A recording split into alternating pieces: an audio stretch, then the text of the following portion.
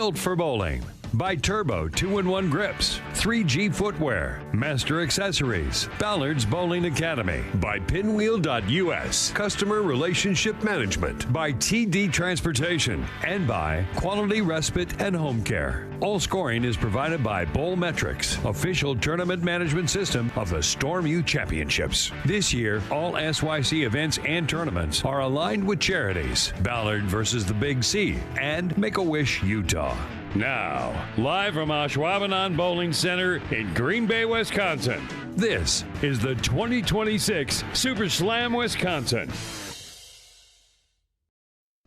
Welcome to the 2026 Super Slam Wisconsin, presented by Storm Bowling, brought to you by Coolwick, official apparel merchandiser of the Storm Youth Championships. By PBA Junior, the PBA Youth Club for bowlers under the age of 18. And by KEGEL, built for bowling. By Turbo 2-in-1 Grips, 3G Footwear, Master Accessories, Ballard's Bowling Academy. By Pinwheel.us, Customer Relationship Management. By TD Transportation. And by Quality Respite and Home Care. All scoring is provided by Bowlmetrics, official tournament management system of the Storm U Championships. This year, all SYC events and tournaments are aligned with charities, Ballard versus the Big C, and Make-A-Wish, Utah. Now, live from Ashwaubenon Bowling Center in Green Bay, Wisconsin, this is the 2026 Super Slam Wisconsin. Welcome to the 2026 Super Slam Wisconsin, presented by Storm Bowling, brought to you by Coolwick, official apparel merchandiser of the Storm Youth Championships. By PBA Junior, the PBA Youth Club for bowlers under the age of 18. And by KEGEL, built for bowling. By Turbo 2-in-1 Grips, 3G Footwear, Master Accessories, Ballard's Bowling Academy. By Pinwheel.us, Customer Relationship Management. By TD Transportation. And by Quality Respite and Home Care. All scoring is provided by Bowlmetrics, official tournament management system of the Storm U Championships. This year, all SYC events and tournaments are aligned with charities, Ballard versus the Big C, and Make-A-Wish, Utah. Now, live from Ashwaubenon Bowling Center in Green Bay, Wisconsin, this is the 2026 Super Slam Wisconsin. Welcome to the 2026 Super Slam Wisconsin, presented by Storm Bowling, brought to you by Coolwick, official apparel merchandiser of the Storm Youth Championships. By PBA Junior, the PBA Youth Club for bowlers under the age of 18. And by KEGEL, built for bowling.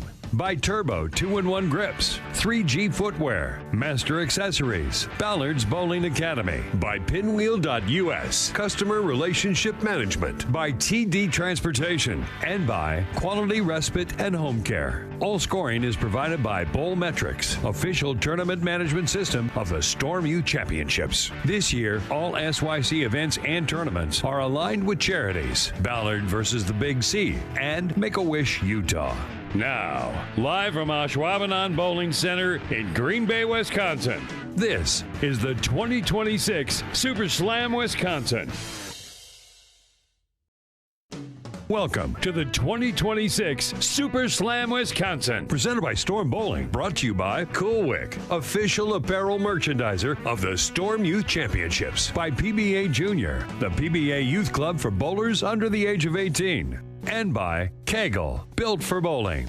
By Turbo 2-in-1 Grips, 3G Footwear, Master Accessories, Ballard's Bowling Academy. By Pinwheel.us, Customer Relationship Management. By TD Transportation. And by Quality Respite and Home Care. All scoring is provided by Bowlmetrics, official tournament management system of the Storm U Championships. This year, all SYC events and tournaments are aligned with charities, Ballard versus the Big C, and Make-A-Wish, Utah.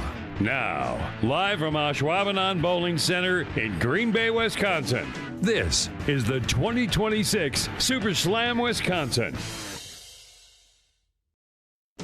Welcome to the 2026 Super Slam Wisconsin, presented by Storm Bowling, brought to you by Coolwick, official apparel merchandiser of the Storm Youth Championships. By PBA Junior, the PBA Youth Club for bowlers under the age of 18. And by KEGEL, built for bowling.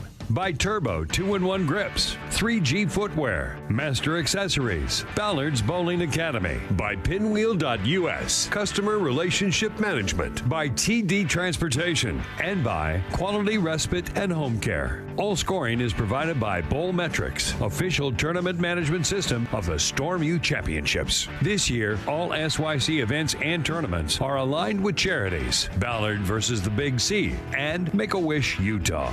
Now, live from Ashwaubenon Bowling Center in Green Bay, Wisconsin, this is the 2026 Super Slam Wisconsin. Welcome to the 2026 Super Slam Wisconsin, presented by Storm Bowling, brought to you by Cool Wick, official apparel merchandiser of the Storm Youth Championships, by PBA Junior, the PBA Youth Club for bowlers under the age of 18, and by KEGEL, built for bowling. By Turbo 2-in-1 Grips, 3G Footwear, Master Accessories, Ballard's Bowling Academy, by Pinwheel.us, Customer Relationship Management, by TD Transportation, and by Quality Respite and Home Care. All scoring is provided by Bowlmetrics, official tournament management system of the Storm U Championships. This year, all SYC events and tournaments are aligned with charities, Ballard versus the Big C, and Make-A-Wish Utah. Now, live from Ashwaubenon Bowling Center in Green Bay, Wisconsin, this is the 2026 Super Slam Wisconsin. Welcome to the 2026 Super Slam Wisconsin, presented by Storm Bowling, brought to you by Cool Wick, official apparel merchandiser of the Storm Youth Championships, by PBA Junior, the PBA Youth Club for bowlers under the age of 18, and by KEGEL, built for bowling. By Turbo 2-in-1 Grips, 3G Footwear, Master Accessories, Ballard's Bowling Academy, by Pinwheel.us, Customer Relationship Management, by TD Transportation, and by Quality Respite and Home Care. All scoring is provided by Bowlmetrics, official tournament management system of the Storm U Championships. This year, all SYC events and tournaments are aligned with charities, Ballard versus the Big C, and Make-A-Wish Utah. Now, live from Ashwaubenon Bowling Center in Green Bay, Wisconsin, this is the 2026 Super Slam Wisconsin. Welcome to the 2026 Super Slam Wisconsin, presented by Storm Bowling, brought to you by Cool Wick, official apparel merchandiser of the Storm Youth Championships, by PBA Junior, the PBA Youth Club for bowlers under the age of 18, and by KEGEL, built for bowling. By Turbo 2-in-1 Grips, 3G Footwear, Master Accessories, Ballard's Bowling Academy, by Pinwheel.us, Customer Relationship Management, by TD Transportation, and by Quality Respite and Home Care. All scoring is provided by Bowlmetrics, official tournament management system of the Storm U Championships. This year, all SYC events and tournaments are aligned with charities, Ballard versus the Big C, and Make-A-Wish Utah. Now, live from Ashwaubenon Bowling Center in Green Bay, Wisconsin, this is the 2026 Super Slam Wisconsin. Welcome to the 2026 Super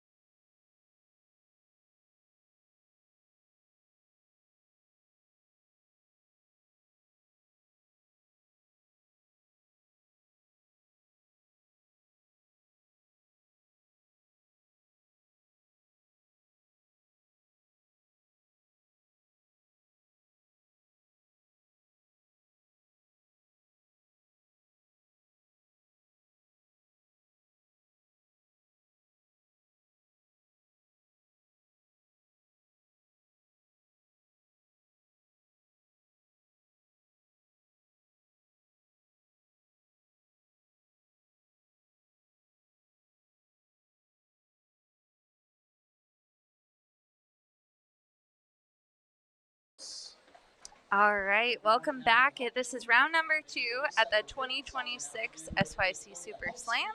And I'm Blair, and I'm joined by a very special guest, someone who does a lot for you bowling in Wisconsin. Why don't you go ahead and introduce yourself? I'm Chris Duskowski. I'm the founder and director of the Junior Bowlers Scholarship Tour, otherwise known as JBST. Yeah, and a lot of these youth bowlers, they bowl a lot of JBSTs in this area. And we're going to flip the camera around. The kids just finished up practicing. Why don't you share like a little bit about the JBST? Where do you bowl? We do cover a majority of the state. Right now, we're for the upcoming season, we'll be on the eastern half of the state. We'll go as far as like Madison and Wausau.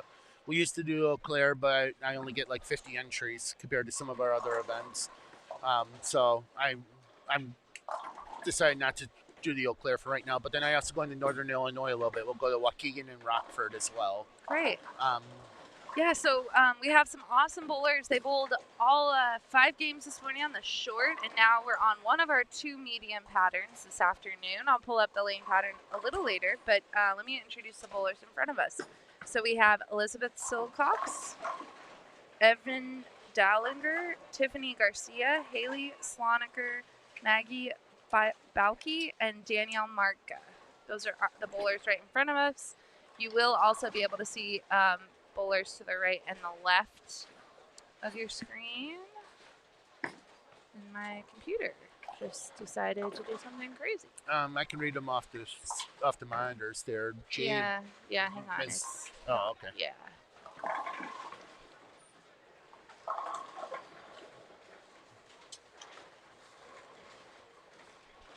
There we go.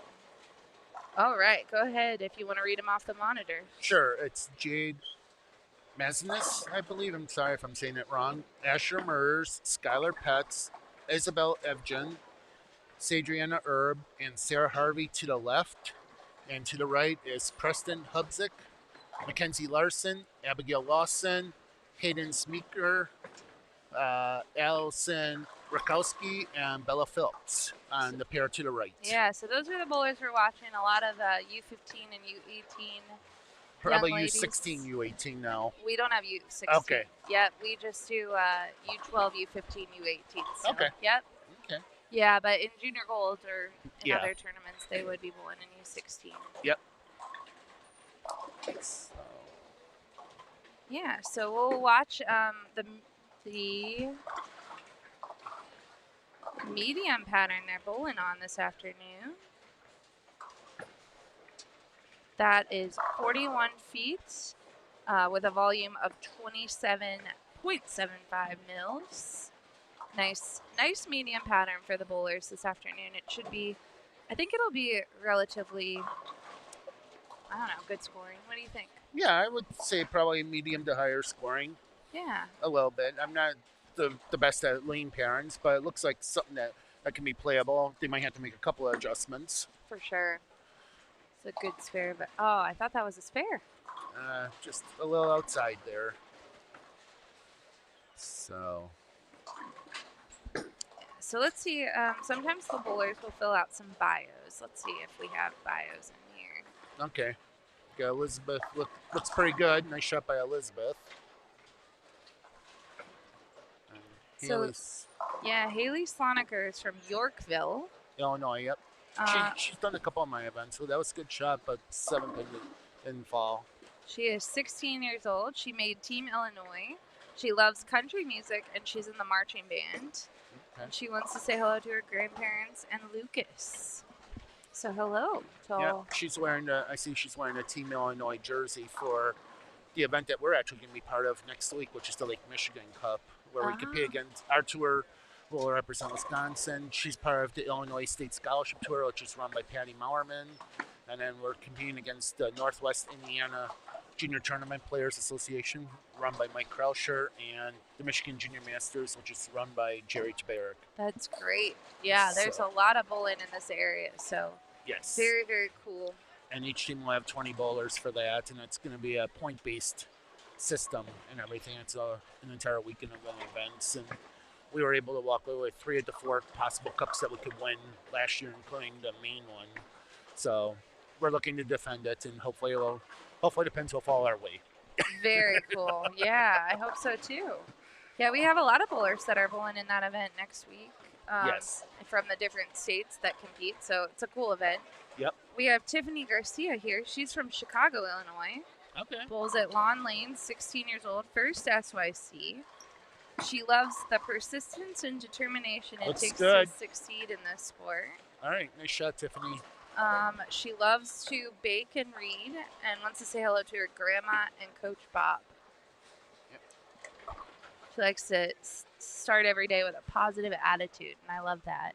And I see on the left there, Isabel. She's wearing one of your Green Bay jerseys for SYC for this event with the cheeses. Yep, Coolwick gets to create these awesome jerseys, and Danielle here is wearing our 2026 SYC season tour jersey. Oh, that's cool. And then we get different city designs like Green Bay, of course, the cheese, right? Yes. Got to do the cheese. Yep. Yeah, so let's see if Danielle filled out her bio. I know she has bowled a few SYCs this year. So Danielle Marca, she is from Whittemore Lake, bowls at Jack 60. She's 16 years old. She was the Northwest Indiana Junior Tour Players Association Girls Player of the Year. Hey, good for her. For 2026-2027 season, she earned a spot in advanced choir. And wants to say hello to Coach Andy Schneebelt, Tamara and Roger Petrum from Mindset Gear, her parents, and a huge shout out to the followers of Marca Family Bowling on Facebook. So she has a good following. She's a great young lady. Yep, I am. Yeah, we have quite a few girls in this group, but we do have a couple of guys on the pair on the right, like we just had Preston. He's from the Milwaukee area, and he does a few of our JBST events. That's awesome. I know Maggie, who's right now up in front here. She's from Minnesota, and she's done like one or two of our events. So there's quite a few of them. That's great. So I'm familiar, even though not all of them have done like my events. I'm familiar where some of them are from and everything.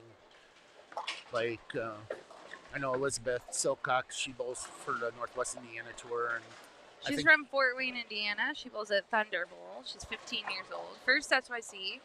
She won the Indiana State Middle School 8th grade girls division with a 218 average. Good for her. And she also plays tennis and loves reading books. I know that we've competed against her in the Lake Michigan Cup, and I think she might be on the team this year. I'll have to double check. Yeah, very cool. So I'm one of our bowlers that's competing next week is Skylar Petz, who's wearing the green and the gold on the left there. She's from Kenosha.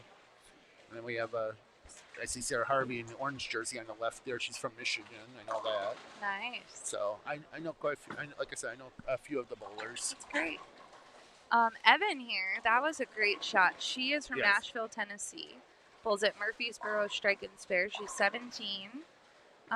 She loves bowling because she loves the energy on the lanes. Nothing better than feeling a perfect shot or getting to celebrate or cheer with your teammates. Bowling community is so close-knit, and the pure joy of competing out there is everything to her. That's good. Yeah, she loves playing classical piano and the viola. Loves horses, volunteering with disabled children at Saddle Up back home. Oh, that's cool. And the best part is finding cool ways to connect her passion with helping others. So, great young lady. Yes, it is. A great role model for other kids and everything, especially with giving back. Yeah. And everything. It's always great that they like to give back and help others. Of course. Yeah, that is, it's good to do that at a young age. She wants to say hi to her incredible family, Coach Atwood, Coach Jody, and her sweet friends. You know who you are. Her support keeps her smiling out here, or their support keeps her smiling out there. Yes. So, very cool. Yeah, so I think... Great job, Elizabeth. We introduced everybody that I have bios on. Do you have one for Maggie? I think that's the only one that you did not. Yeah, I don't think I have one for her. She didn't fill out her bio. Do you want to look at the ones that appears next to us, or no? Okay. Yeah, no. Okay. We'll pull them up periodically if we can, but yeah. Yep.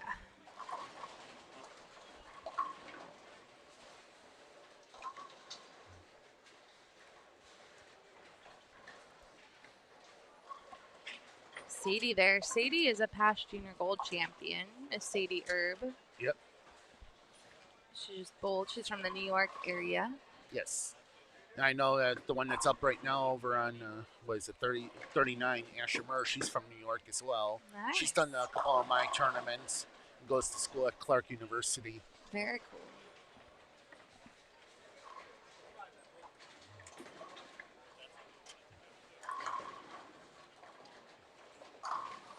It's really nice that you guys were able to come to Green Bay for your Super Slam. Yeah, we love Green Bay. We love coming here, but when Junior Gold was here, we couldn't come back. Yeah. That was a hard year for Green Bay last year because we had the NFL draft in April and then we had Junior Gold in July. Absolutely. You guys had it busy. Oh, yes. Yes, we did. And, of course, I'll be helping at Junior Gold again this year. I don't know what You're going center. to Minneapolis? Yes. Wow. Yeah. That's awesome. Yeah, I'll be out there. I don't know which center I'm going to be working at yet or anything like that. That's cool. Yeah. So I'll be fun.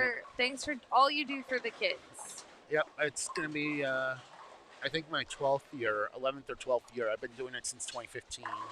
It's amazing. And they skipped the 1 year because of COVID. Yeah, of course. John Fall. I know. Poor Haley there. That was a good shot. This one looks pretty good for Elizabeth. There it goes. I like where she's playing the lanes. That's exactly where I think the girls should kind of be playing at. Yeah, you don't want to play too far outside. Yeah. From what it looks like, it could possibly not come back, or it might just take off too. For sure. So you have to be right in the middle. That was a good strike by Isabel over on 39. We have 41 and 42 right in front of us. Evan. Nice strike by Evan. Very nice shot.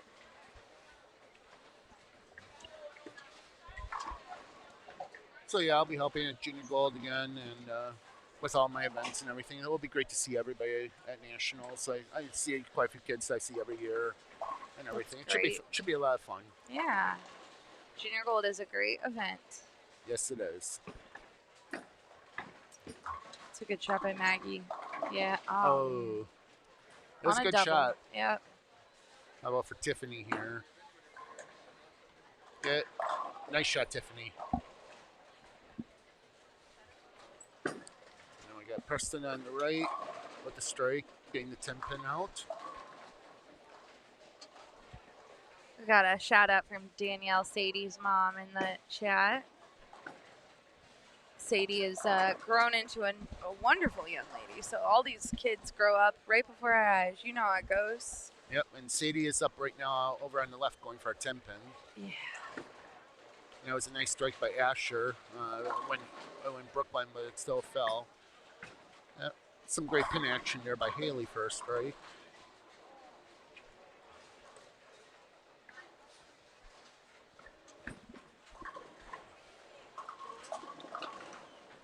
I know Danielle was chatting with us at lunch.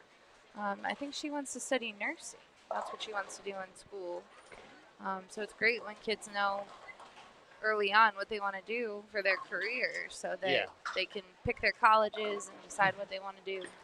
I know like a lot of the schools and all that will also like allow like job shadowing where they can follow the people so they can get a little more hands-on. For sure, yeah.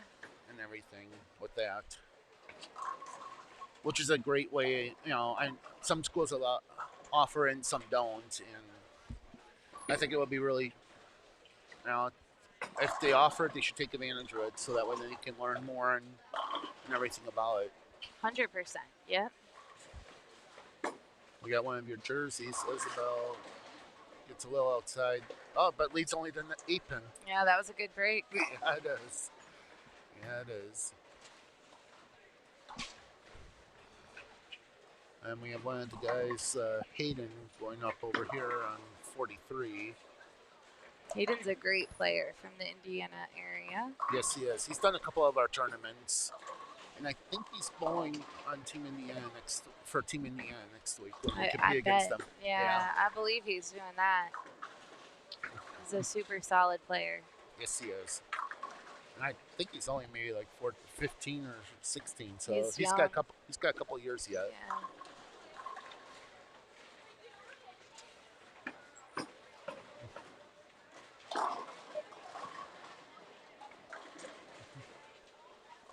Danielle gets it a little right, and it doesn't come back. So there definitely is that spot out there that's the OB.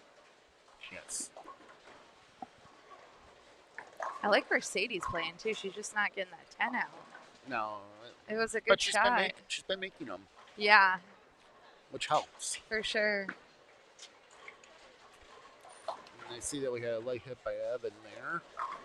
Let's see what Allison can do here on to the right. She's able to break up the 4-9, so she just has a 9-pin.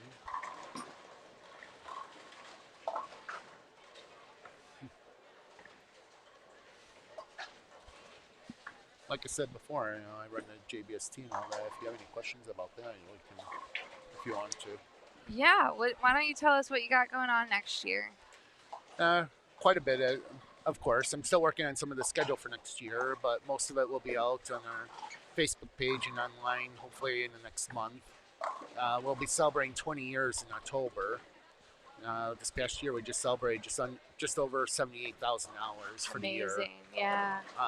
And then I'm planning another tournament that's based off of the Lake Michigan Cup, which will be part of next week. And it's going to be a high school division and a college division, where it's going to be all point-based and all of that. And then we'll have bracket play after that.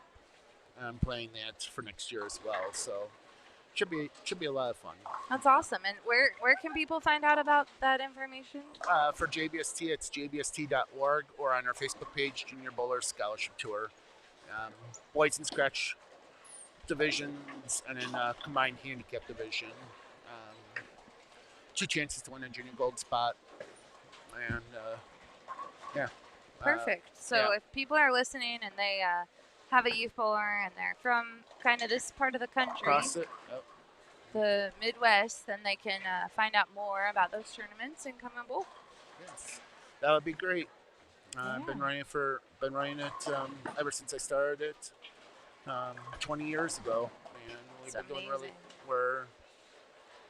We're just under $920,000 award in just under 20 years, so we've been doing great. That's fantastic. How about a spare? Oh, I thought Evan was gonna get that one. I know, real close, real close. You just never know nowadays with some of these oil patterns. That's right. Yep. Yeah, it looks like the balls are burning up. I can't wait. Shannon will be in here next game, and she's watching right now, and I can't wait to talk to her about what she's seeing out in the lanes, and yeah, maybe get her perspective on stuff. So. Yeah, and Shannon's a great coach and everything. They had a stellar year. Fantastic coach, yeah. She had a stellar year with her team and everything. And I think like 1 or 2 of the bowlers from my tournaments are going to be going by her. I know Holly is not this coming fall, but the following. Yeah. And all that. So I know she had a stellar year with all of her.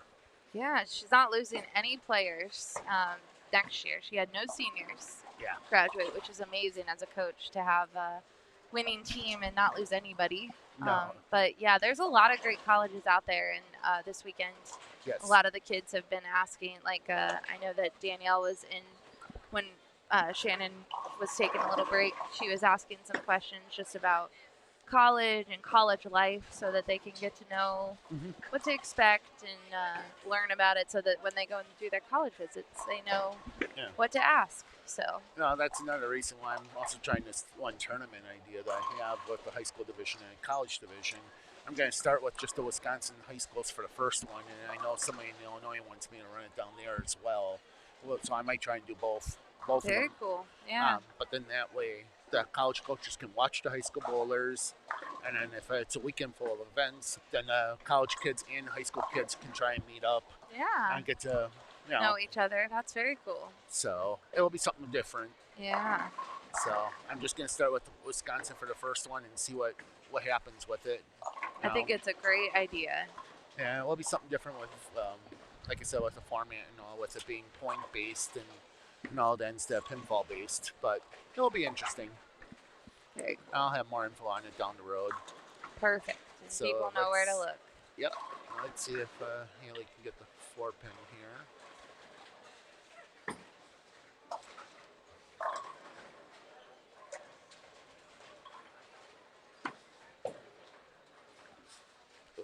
just went right past it.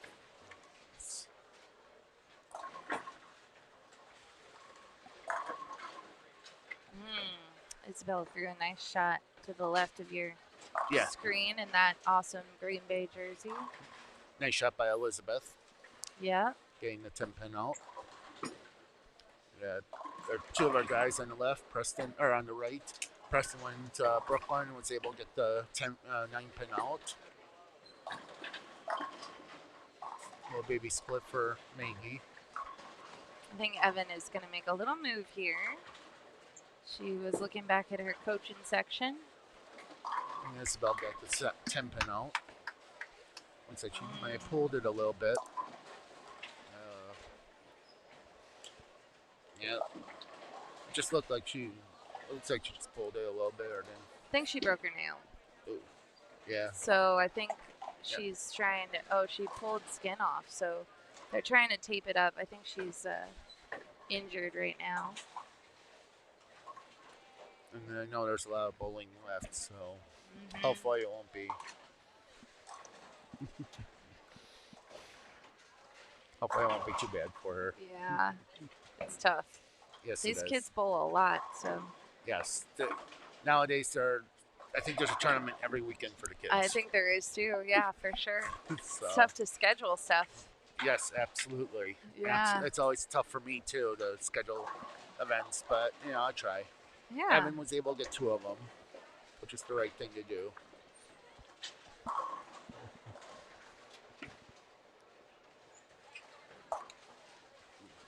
We're starting to see a few more splits.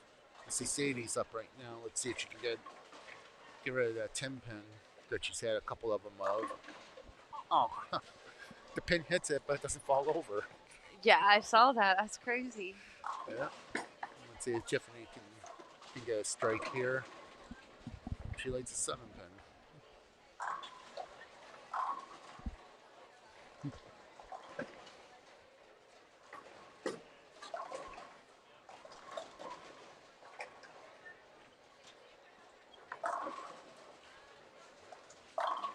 Nice strike by Elizabeth. Yeah, that was a great shot. Our for everyone that's watching, you might wonder what's going on with the screens on the back of the lanes. There was an update with Cubica, and unfortunately, the screens are not working at the moment. So. Yeah, I think they put those in last year or the year before. That was a great shot by Isabella on the right for a strike, and they were able to get the scoring on those back screens for Junior Gold when they hosted Junior Gold. They had them up yesterday, and there was an update that happened, and it crashed the system. Oh. So yeah, and they just were in contact with Cubica today, and it's just not working. So there was an update. At least they have the other They're beautiful scoring. Though. Yeah. Yeah.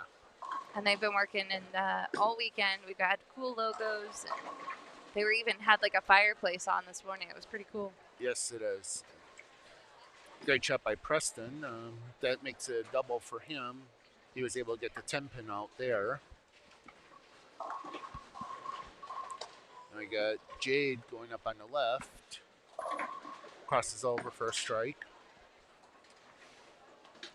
Nice spare by Haley. Really nice spare. Yeah.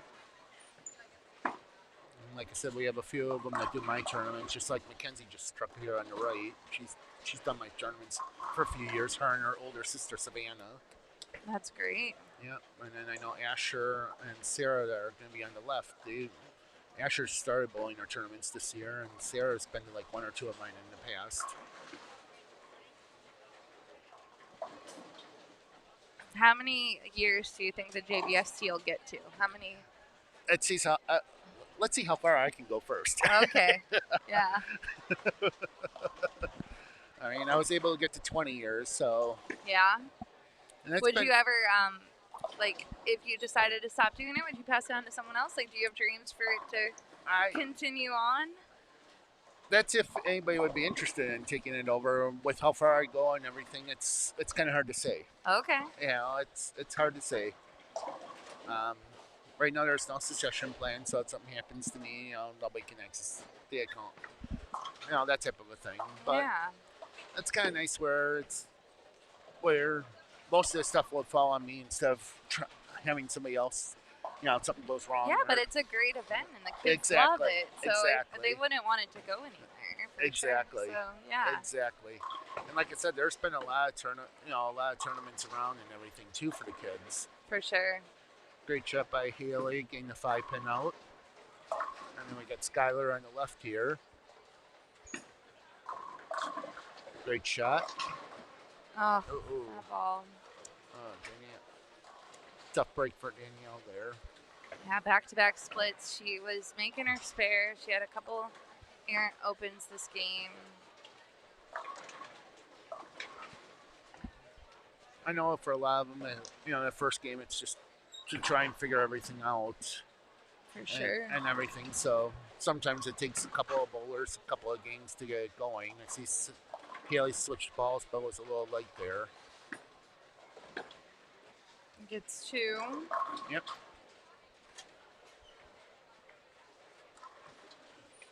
And we're in the 10th frame. Yes, we are. Right in front of us. We're in the 9th frame on the 2 sides. Yeah, so when our featured pair, which is the one right in front of us, when they finish up, we'll take a short break, let the bowlers change lanes, and then I think Shannon's going to come in here next game. You've got lots to do this weekend, Yes. Super busy, so like always. we appreciate you coming out and seeing some of the kids that bowl in the tournaments that you run, and we're glad to see you. It's always great to see you. Oh, that one got away from Elizabeth there. Yeah, this pattern looks tricky, but for the girls, it looks like it's going to be very speed sensitive. Well, I did say it would be one where they would have to make the adjustments. True, you did, yeah. So let's see what Hayden can do here on the right. Was a little light. Sadie's on the left. A little light.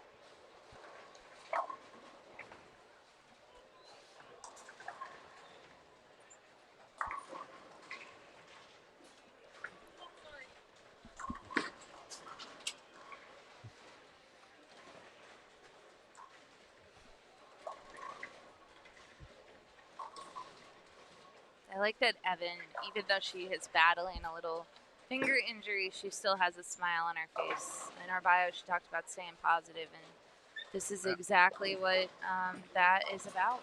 Yes, it is. Good shot. Great shot. Yeah. That was a great shot for her. Yeah, absolutely. I know it's some bowlers I've seen where they can get a little upset because the pins aren't falling the way that they want or the ball's not reacting like they want.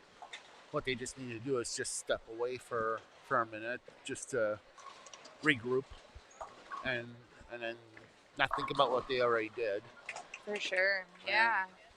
And just get going again. I know sometimes, like being in front of the camera here, bowling in front of the camera can be a little nervous. Oh, yes. Yeah, for sure. I'm from Milwaukee, and we have a new bowling show over there that's been on for a couple years now, and it was my first time bowling on TV last year for that. Yeah. And my first frame was not a very good one, but I still did good enough to make it to the final match. That's great. So anything can happen. You never know. And it can be challenging, that's for sure. And I think she might have grabbed her finger there. Yeah, she did, but she got her spare. And we have Tiffany and Danielle. Danielle's going up right now. Looks like a better shot. Nice shot. She got good speed on that one. Yes, that she one was did. really good. That's a double in the 10th for her. Yes, it is. So finish out strong. Got Allison on the right. Solid 8-pin that should have fell.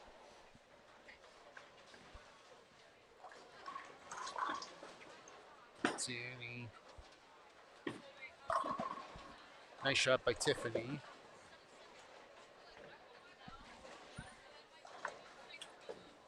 How about 3 for Danielle? Yep, she gets the 5 and the 7 out. Very nice. Nice Very finish, nice for Danielle. Nice finish, Danielle. I know she had a couple of rough rings there, but she still was able to strike out, and hopefully now she'll be able to start striking more when she moves to the Absolutely. next pair. Yeah, so Elizabeth was high on this pair with 190. She got to.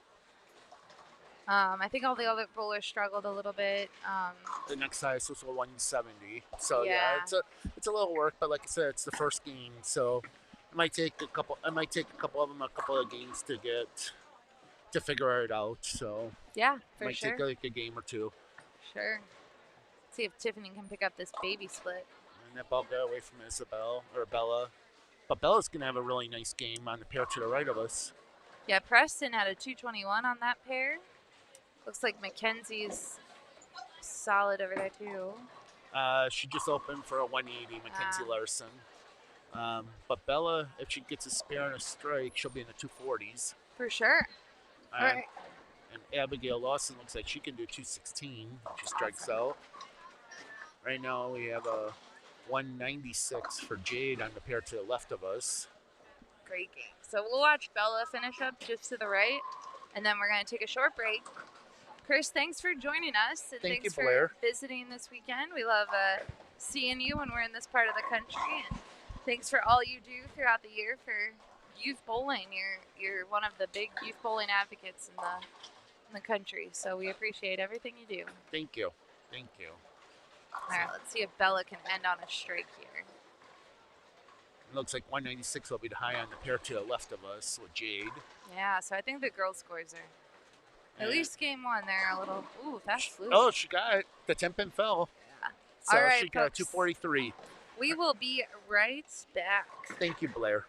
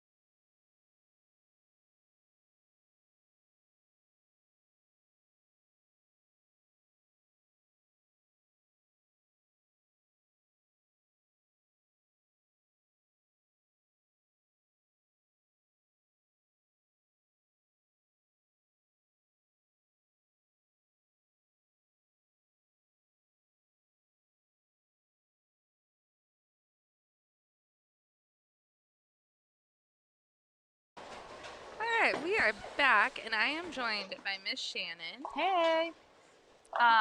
Shannon, Yeah. we're finally watching girls. I know, it's so fun. Yes, I mean, no offense to the guys. We like watching And the guys, love too. watching the boys. They're so powerful and so fun. Yeah, so the bowlers we're watching, we got Taryn Murphy, Yep. Sophia DeLucia, Yeah. Callie Raxenberger, Braxenberger? sure, Okay. and Morgan Sheldon and Lucy LaCrosse. Okay. Those Lucy, are the is that like not the cutest name? I love Lucy. I know. You don't hear it very much. Super I sweet. know. I love Lucy. Yeah. Yes, and so did you, I know you were working with a bowler Yeah. before you came in. Did you happen to see any balls going down the lane? Yes. Okay, so what are you seeing? I definitely feel like this pattern, the girls that have a little bit lower rev rate probably need to play a little straighter. Yeah. And just really try to control the pocket. I think symmetrical balls look a little bit better for those kiddos, but the ones that hit a little bit more, they can create a little bit more shape. They can move left. Yeah, it's. What do you think about speed? Because we were watching Yeah. some ladies, and it looked like it was kind of speed sensitive. I most certainly think at this age, it seems like most of the time it's going to be a little speed sensitive because you have some kids that, they're learning, and so Yeah. sometimes they just throw it really hard, and maybe that speed doesn't match their rev rate, or vice versa. Maybe sometimes they hit it a little harder and their speed's a little slower. So it's just a learned thing. I think speed's just going to dictate how straight you play or how much you need to hook it. Amen. Yeah. So Yeah. it kind of goes hand in hand with the rev rate. Yeah, it really is just kind of bowler specific of what they need to do. All right. I was gonna see if it looks like Morgan did fill out a bio here. What a Oh, shot! Okay. She knew we were gonna talk about Yeah. her. She's from Holton, New York. Okay. Bowls at Lakeview Lane. She's 15 years old. She is proud that her high school team has been undefeated in the regular season for the last 3 years. Wow. And they have state tournament finishes of 3rd, 4th, and 5th. Wow. Okay. Amazing. She likes baking cookies Yes, please. and wants to say hi to her parents back Oh, home. hi, Mom and Dad. Yeah, I love that. Should ask her what's her specialty cookie. Seriously. I think she also might have traveled with Taryn. See, this is the cool thing. You know how this works, right? Mhm. Parents, especially this time of year, they're trying to get some work in before this junior gold thing. Oh, there's that. Yeah. Yes. Where they're gone for like 2 weeks. Yes. So sometimes a family will take another kid and they'll be like, hey, we'll just take her for the weekend. I love that. I'm pretty sure that's what's happening here. I would totally have been that parent. Yeah, right? Yep. But it happens so much. I love it. And if that ever happens to you parents that are listening at home, feel free. Like, we don't take lane requests per se, but if you are in charge or responsible for another bowler, please let us know. Yes, Because let us. we Yeah. want you. We want to make your life easier. Leanne does, like, we've talked about how much work she does. But she does look for siblings, and she tries to keep them close together so the parents aren't It running makes it from way easier. one end to the other. Yeah, it makes it way easier. Yeah, so we do our best, but we don't always know everything. Is Taryn here? She's, Fulton, New York. Bowls at Lakeview, like our friend Morgan. Yep. We do have, how many SYCs do you bowl? And I gave an option, 1 billion. You don't know who I am yet? 1 billion. Because I'm like, yeah, I know. That's very funny. Yeah. That's very funny. Yeah. So, Funny kids. yeah. She just loves how many friends and connections that she makes through bowling. She plays clarinet on the side. Wow. She played for the renowned composer and conductor Randall Sandridge. I mean, that sounds Amazing, fancy. right? Wants to say hello to Mima and Pop Pop and Kyle Troop. Oh.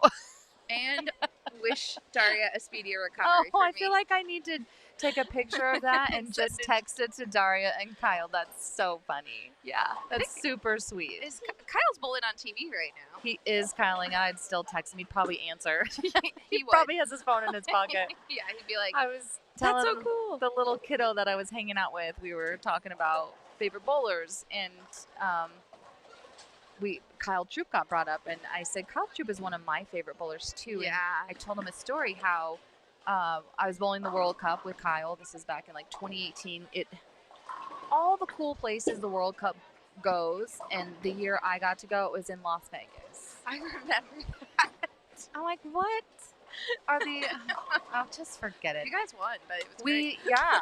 So he gave me his lucky pick because I was struggling, and we were trying everything, and he was just such a great resource and help, and I was so grateful for him. And I was barely like, I would make each cut, but it was like I was the last one in the number every time they made a cut. Of course. And I just kept climbing up, and I made the step ladder, whatever, and I ended up beating Lee Jane Sin. And I just kept flashing the lucky pick at Kyle. And it, to this day, is still in my bowling backpack. To this day.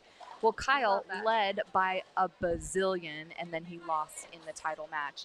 And I actually felt so bad. I'm like, I took his lucky pick. It's my fault. It's my fault. Aw. But Kyle's just, he's one of the so good cool. ones. He's one of the good ones. And you're not going to find many people that love giving back to the sport more than that guy. No. Yeah. Yeah. And Genuinely happy to see.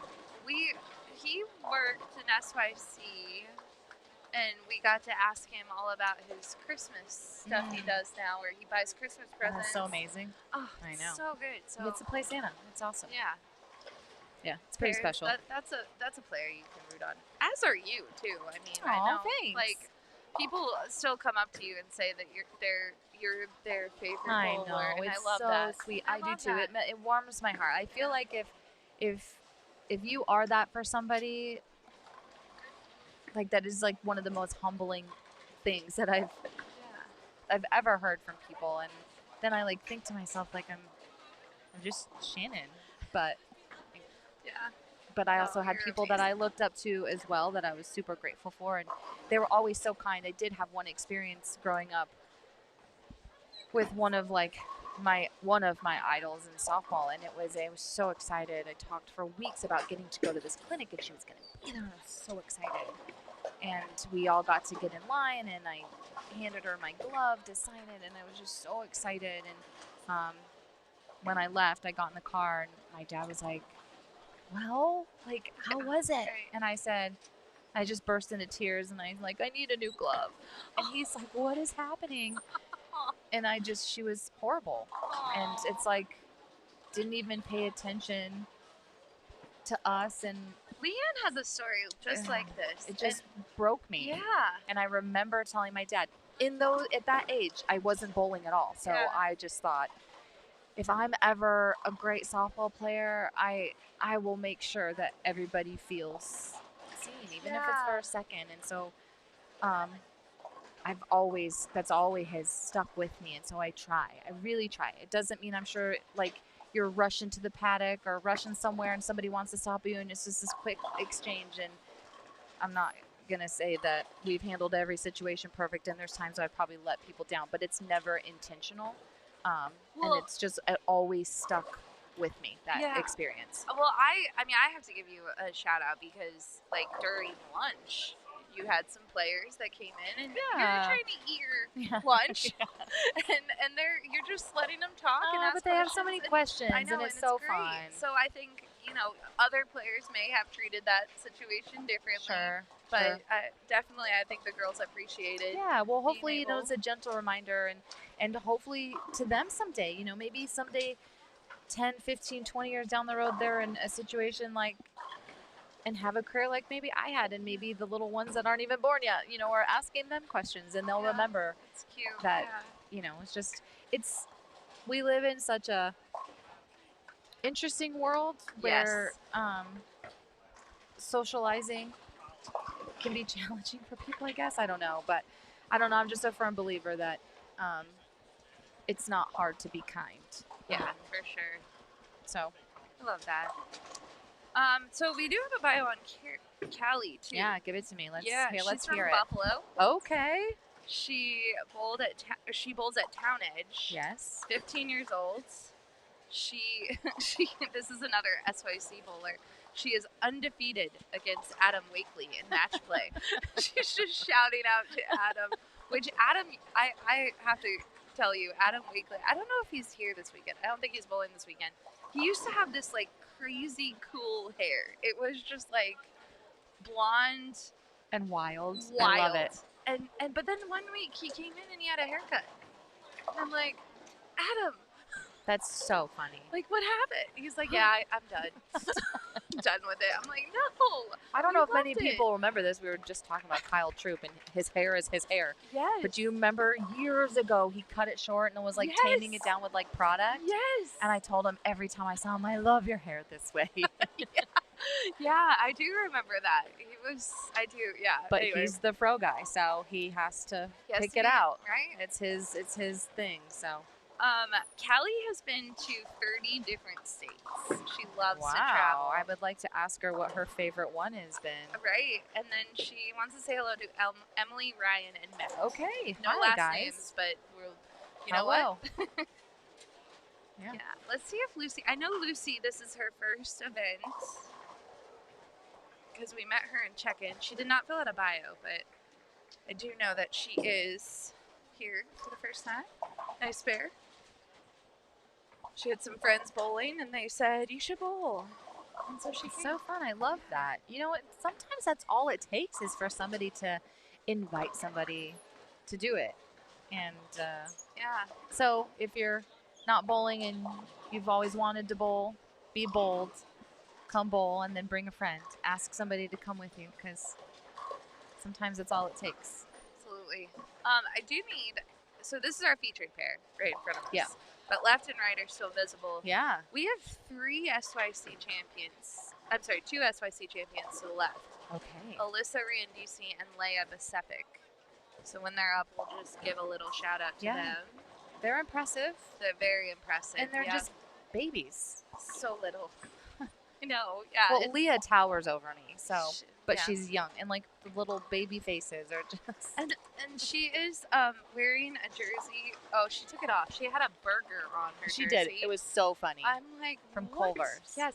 Now I did give her a hard time around Christmas. We had a November tournament.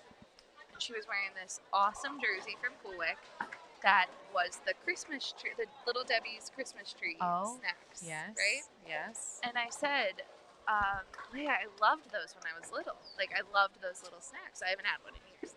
She's like, I've never had one. I'm like, well, why are But you it's on wearing your this jersey. so I told her, I was like, I'm going to Walmart and buying you a pack so you could Did try you guys them. eat them together? No, I didn't get to them. I couldn't get to the store, but Do you know if who she- else loves those little Debbies? Because they also do the zebra cakes. Oh, I know. Yes. Stephanie Johnson. Yes. She's She- obsessed. She is obsessed with those. Yeah. If you Yeah. guys are ever going to go somewhere and Stephanie Johnson's going to be there, you can butter her up by bringing her some zebra cakes. That's awesome. So Miss Sophia here, she did, it looks like she missed a little, but she is also an SYC champion, past SYC champion from the Michigan area. She's in bowled SYCs in a while. I think last year Michigan was Wow. Okay. the last time we saw her. Well, welcome back, Sophia. Yeah. They just leave us, and then they come back, and we're like, hey, welcome back. Well, I do know that these are a very highly sought after event to enter. So True. maybe sometimes the reason that they don't come back is they just simply don't get in. I have heard. They're not quick on the draw. Man, listen, while we're talking about this, parents come to me and they're like, this entry process. And I'm like, I know.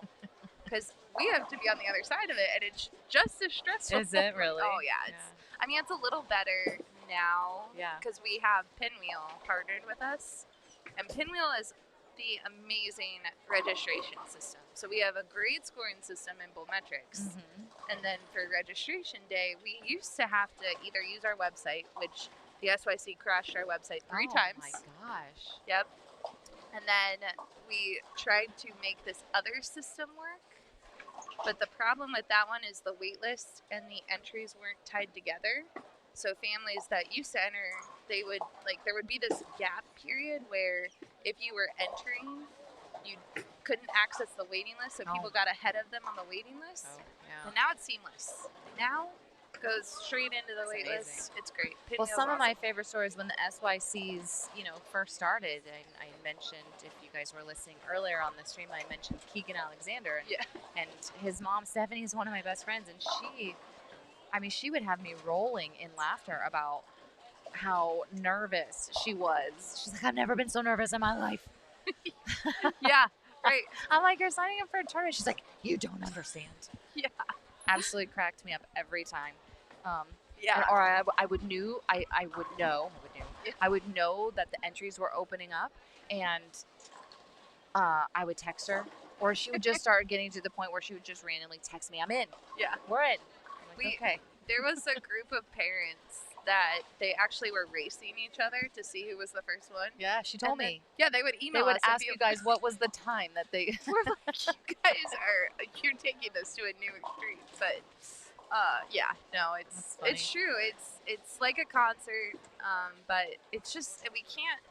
Just the fairest way. And then other people are like, well, why do you do it at noon? We're working. And I'm like, we're working too. And we need our phones. Like, the phones are good open. Spare. Very nice.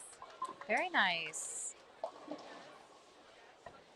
Yeah, so to the left, one of our SYC champions, Alyssa Randisi. Okay. She's going to go for the spare. She's from Brooklyn, New York. She's a two-handed lefty, which we don't see those.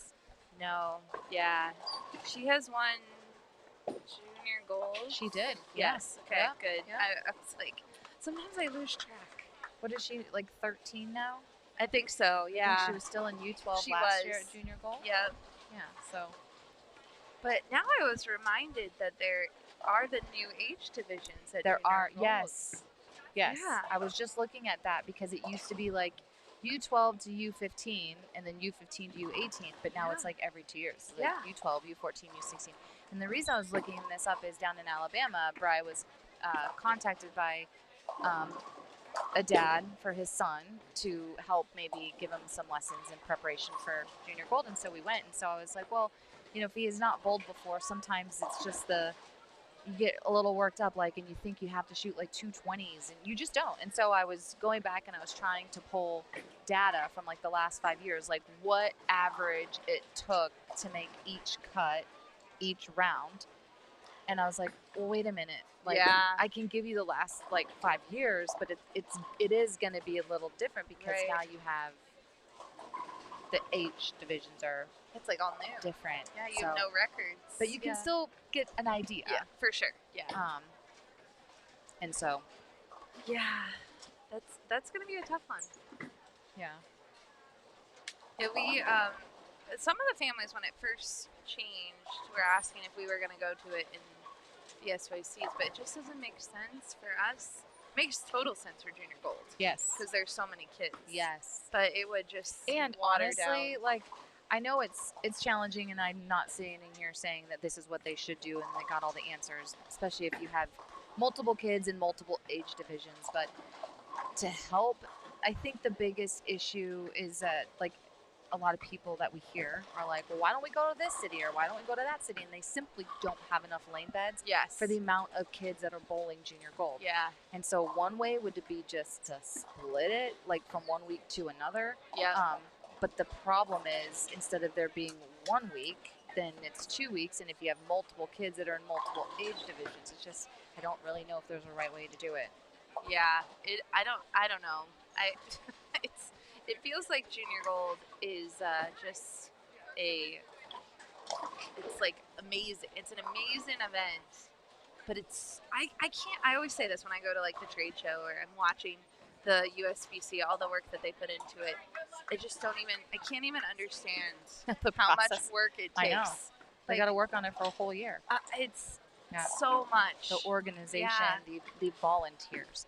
Like, we have been, like, spoiled here this weekend with families bringing us goodies and baked goods. And, like, guys, if you are listening and you're going to bowl junior gold, maybe bless the workers at the desk in that, because they are there all day and all night and they get no sleep and they're just volunteering their time. For sure. Yeah. It's so, yeah. All right. What do we got? We're almost done with this game. Do we have scores? What are we at with scores? Let's look. Because this is game 3.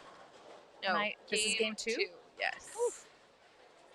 You can tell I'm already ready for dinner. We just ate lunch, guys.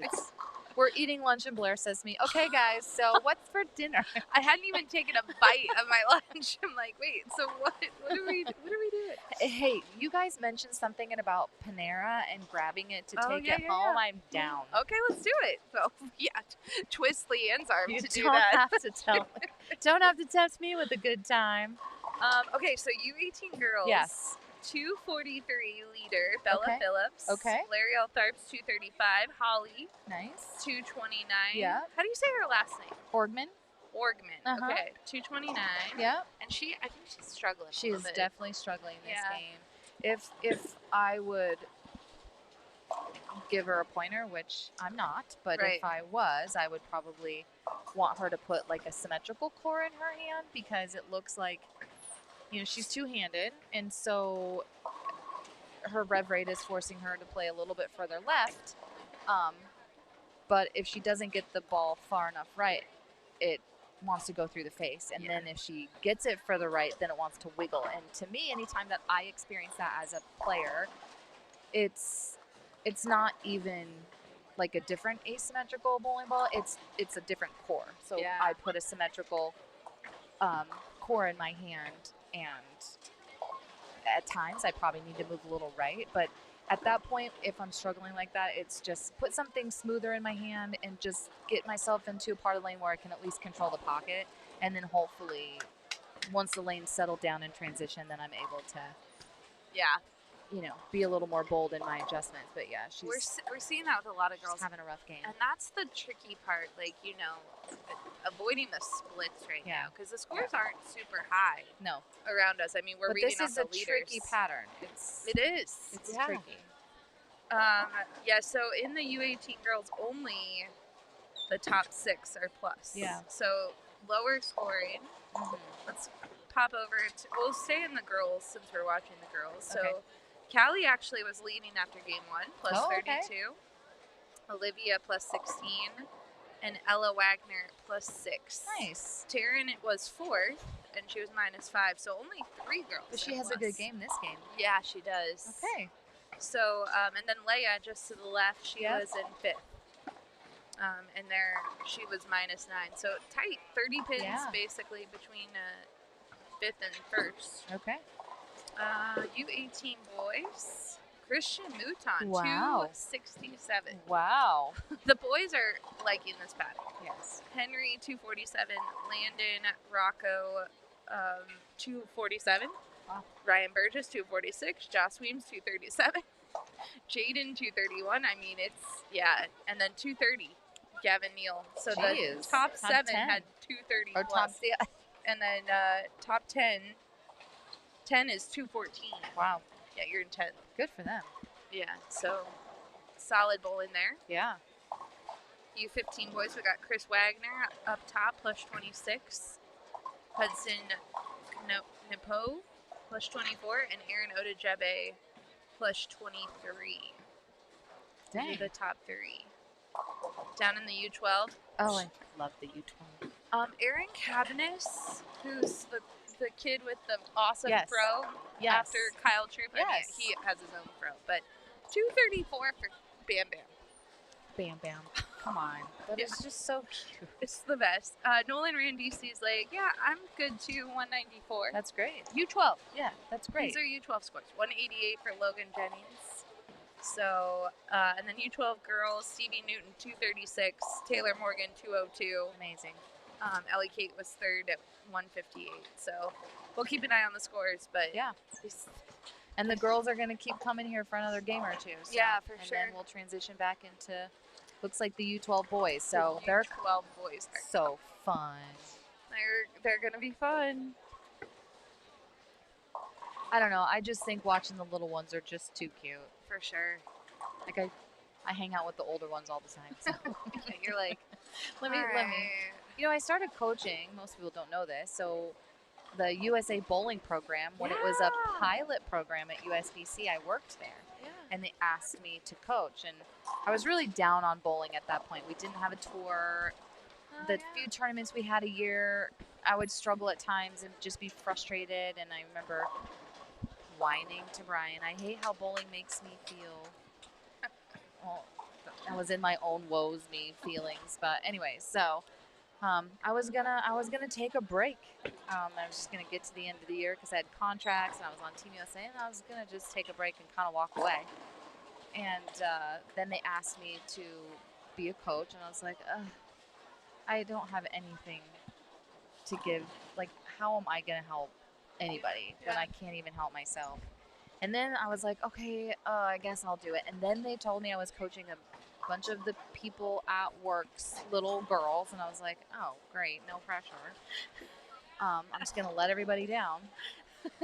It's literally where I was. I was such a mess. God. I know. I was like such Debbie Downer. It was not a lot of fun. But I do strongly feel that like those little girls taught me how to love the sport again. That's adorable. I had a bunch of 9 and 10-year-olds. Yeah. And I told Brian one time, they're like the little angels that I needed. Because if I would have walked away from the game, I don't know if I would have put the time and effort to get back into it. And I'm so grateful because my career in this industry, bowling and not bowling, has been amazing. And it was because at USA Bowling program and coaching. So that's how I got my start in coaching. I was coaching a bunch of 9 and 10-year-old little girls. And So cute. we were winning our league, and this is before they had nationals and stuff. But it was so fun, and they were just so amazing. And then that was the year that the next year, the Women's US Open was going to be inside Cowboy Stadium, which was a mile and a half from the ITRC, where we all bowled and they practiced and had their matches. And when the girls found out that the Women's US Open was going to be in Dallas and that the finals were going to be in Cowboy Stadium, they all looked at me and they're like, you're going to make it. You're going to be there. We're going to watch you. For months, they told me that I was going to bowl inside Cowboy Stadium. They put the idea They in your totally head. did. Like and I said this at one point. I said they believed in me when I didn't believe in myself. That's And so sweet. and sometimes it's all it takes. And so a part of me started believing that, like, man, like, what are they seeing that I'm not seeing? And if they think I can do it, I might as well do it. And so I did it. I got They to bowl like manifested They for totally you. did. And That's adorable. yeah, they were so cute. They'd come and watch me bowl and like qualifying and matches, and they would carry. That's back when I would carry a purse. And they would carry my purse and move my balls. I know, it was awesome. That's so cute. That's well, why I think the thing also to hear from this, these girls inspire you and they don't even know it too, right? So like, all much the time. so much so. So like if I think some girls or boys are nervous talking to not only you but like other players. Yeah. Like you can inspire other people. I'm inspired by this age group constantly. Yeah. I love that. Constantly. And so that was my fun USA Bowling story, and I love to see how that program has grown. It's amazing. A lot of these kids neat. participate in it, and now they have TV shows. I know, it's so cool. Yeah. And so then when I went from that to coaching in college, I had a little bit of a, oh my gosh, like I know how to coach. Like, well, I mean, I was with those girls for several years, and so now they were like 11, 12, and 13 years old, and so then I'm like, well, now all of a sudden I'm coaching college girls. Like, it's a little different. It is different, but I got over it really quick. And, and now here we are. But again, you learn so much. Brian and I say to our college girls all the time, we're forever learning. Yeah. And we just ask our girls that come to bowl for us to have an open mind. Like, nobody is a finished product at 18 years old. We're moving closer to the age of 50, and so I'm most certainly not a finished product at 50, and I'm constantly learning, and these kids teach us stuff all the time, and so it's amazing. Most certainly inspiring. So appreciative to our team's name was the Chicklets, and so very inspired by them and grateful for them because they kind of got you back in the sport. They did. They righted the ship, if that's the right term to use. But I really love that. Yeah. All right, Shannon, we're going to take a really short break because we got 2 out of 3 on break. They're moving. We'll be back. Yep.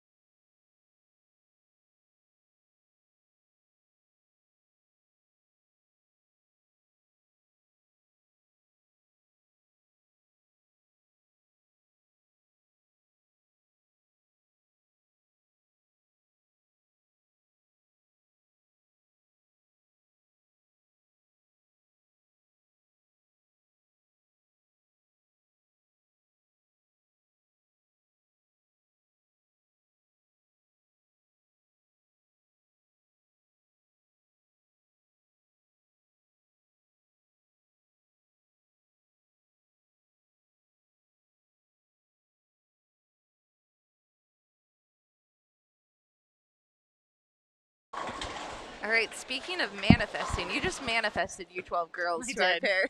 Here they are. Yeah. See, guys, it does work. Yeah. The bowlers that were just showing us there, I don't know what they're called. What are they? They're The Neos. Neos. That's it. Neos. Yeah, they have a whole table of squishies. And I don't. I think you either think they're cool or they're gross, and I think they're gross. yeah. There's one for all of them. Yes. And, Whoa. Oh, geez. Yeah.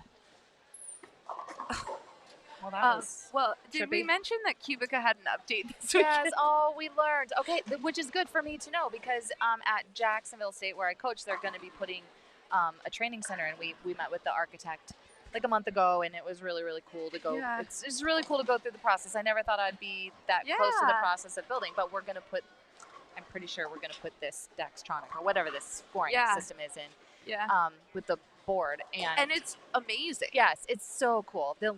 I don't even know if there's any limitations. It's just really neat. But he was telling us, Mike was telling us here at the bowling center that they had an A update and a B update, and they updated both of them at the same time, and apparently you can't do that. Yeah, It's a yeah. no-no. I was like, oh, that's good to know. Yeah, really. Because that's what I would do, and then I just break it. Yeah, and I think we might be having this through Monday, so just bear with us, folks. But anyway, they do look very cool. But Lane Talk. Yes. Yeah, go to Lane Talk. Go to Lane Talk. So we have Caroline Halsey, Yes. Stevie Newton, Yeah. Vivian Jepson, Taylor Morgan, Natalie Marka, and Ellie Kate Murray. Those are Okay. the U12 girls. Okay. How many total are in this division? Just these couple pairs right think- here? Yeah, I think it's, let's look. I think it's just 6 girls. 6 girls. So cute. Okay. Yeah, and you need 4 for a division. 3 or 4. Sometimes we do run it with 3. We like 4. Okay, so here's my question. So let's say Yes. you have U12 sign up and you only have 3. Yeah. Do they end up having to bowl the U14? Let's do 2 because we've done both ways. We actually asked them, would you like to bowl in the U15 girls or would you like to bowl in the U12 boys? Mhm. And so then most of them opt for bowling against the U12 boys. Okay, I and like we have that. a mixed division. Yeah. So and we've had girls medal when it's a Nice. mixed division. Yeah. Nice. Yeah. Build that confidence. Exactly. Yeah, that's cool. Yeah. So if you are ever in that situation, you'll be contacted and we'll let you know. You But get the choice. we've had really good luck. Even Oregon, which is a very small tournament, Mhm. we have a U12 girls division, which Nice. made us really happy. We Yeah. actually have a pretty large one. And which bowling? You're bowling in Hillsboro there? Yeah. Yeah, that's fun. Ellie Kate took 8 months off and got a little more ball speed. She did. Did you see that? Yes. I was very pleasantly surprised. Do they fill out bios? They do. Oh, let's see. They usually do. Good call. Let's take a look. So yeah, Taylor Morgan here. She's from Murfreesboro, Tennessee. Okay. Bowls at Strike and Spare. She's 11 years old now. Aw. Wow. She has bowled 10 plus SYCs at this point. That's incredible. She loves getting to travel around the country, bowling and making new friends. She loves to do gymnastics and choir. Wants to say hello to mom at home. Hi, Mom. She also has a dog named Belmo. That is the best. Yeah. So hello to her dog at home. Belmo. Yeah. Yeah. We love her. Her dog came and visited one time when we were in Smyrna. So That's so cute. we're dog people. dog friendly here. You've heard Yes. her. Nice spare. Was that Miss Caroline? Caroline, she just made the 2-4-10. I don't have a bio And for Miss Caroline, but no that was reaction, great. Just, I got this. This is just what I do. They know what they're I love doing. it. I love it.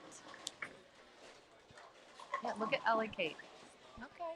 And she had a 200 game this morning. Yeah, it's awesome. So Stevie here, she's from Hanover, PA. Yeah. She bowls at the lanes at Fort Meade, 12 years old. Okay. She finished 3rd place at Junior Golds, bowled on TV. Oh, how fun. Loves hanging out with her friends, binging TV shows, and listening to music. She also is a provider to Leanne of dad jokes because Leanne will tell dad jokes in breaks, and Stevie. Gives them to her. She Yeah, feeds her. And Stevie and I need to chat about this because the dad jokes are cheesy. But I guess we're in Wisconsin this weekend, so they work. Wants to say hi to Mom, Dad, Grandma, and Grandpa. Hi, guys. So, yeah. That's fun. But she, I think she gave Liam like a dad joke book. I'm like, Stevie, seriously. That's great. Vivian here is from Nebraska, Fremont, Nebraska. Oh, great. Bowls at 30 Bowl, 12 years old. She won the Nebraska Middle School State Championships. Wow. Plays soccer in the tuba. First musical camp this summer, she performed Footloose. Wow. Yeah. Wants to say hello to Aunt Tara, Tasha, her cousins, and Grandma and Grandpa. Hi, guys. Yeah. That's fun. The tuba. The tuba. That's a big instrument. Yes, it is. For a little one. I know. Yeah. You go, Very, Vivian. very big. Because it's not like they make smaller sizes for No. smaller people. They don't. I like it. Stevie's won 9 U12 SYC titles in a row. If she wins this weekend, that's 10 in a row. Is that a record? So I Leanne feel like and it has to be a record. Leanne and I are going to do a little digging around Christmas when we were driving home from Connecticut, because we actually believe one of the I can't call her underrated because anyone in the bowling world knows her name. Okay. But Mabel Cummins, Yes. we believe bowled every event she bowled. What? Yes, but back then we didn't run as many SYCs, and she aged out very quickly. Yeah. So we were talking about this because we want to come up with some records and stuff. And so Leanne already has reached out to Bowlmetrics, and some of our scores are not in Bowlmetrics. So we're gonna put together some fun, like, did you know facts at the end of the year, because this is the 10th year of the SYC. So You're kidding. I wish I was, because fast. it doesn't feel like it. Yeah. I Man. mean, Leanne, Gary, and I got invited to our first champion in the U12 division. She just got married. What? Yeah, that one threw us a little bit. We're like, oh my gosh. Okay. So yeah, it doesn't seem like what? I can't help but just laugh. Ellie What Kate. is happening? She just stoned an 8-pin. And she's like, you gotta be kidding me. Yeah. Okay. Well, there you go. She's gonna come back and get one of those Neos because that was stressful for us. That was stressful. I need a Neo. Somebody give it to me. Yeah. Oh no. Oh, Ellie. She's just She's fired up. Oh, she's fired up. I love it. And look, is she gonna grab a Neo? No, she didn't. she's- I'm shocked. But look at their handing it to her. Yeah. The U12 pair. We even have Daisy Newton down here, who's Stevie's sister, who's Okay. fully on the U15. She's like, I need to come down here and have a chat with these girls. Let's do a little score. Let's see.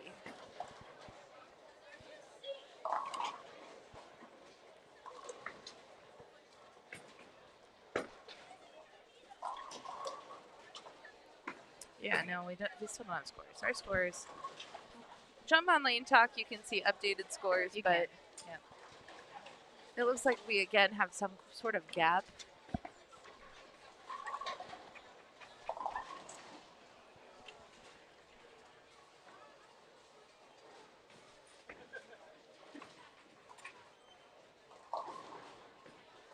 Oh, it looks like we did have a little breakdown. I was reading a text. We did have a little breakdown, so we might have a little gap That's in the action. That's okay. It happens, folks.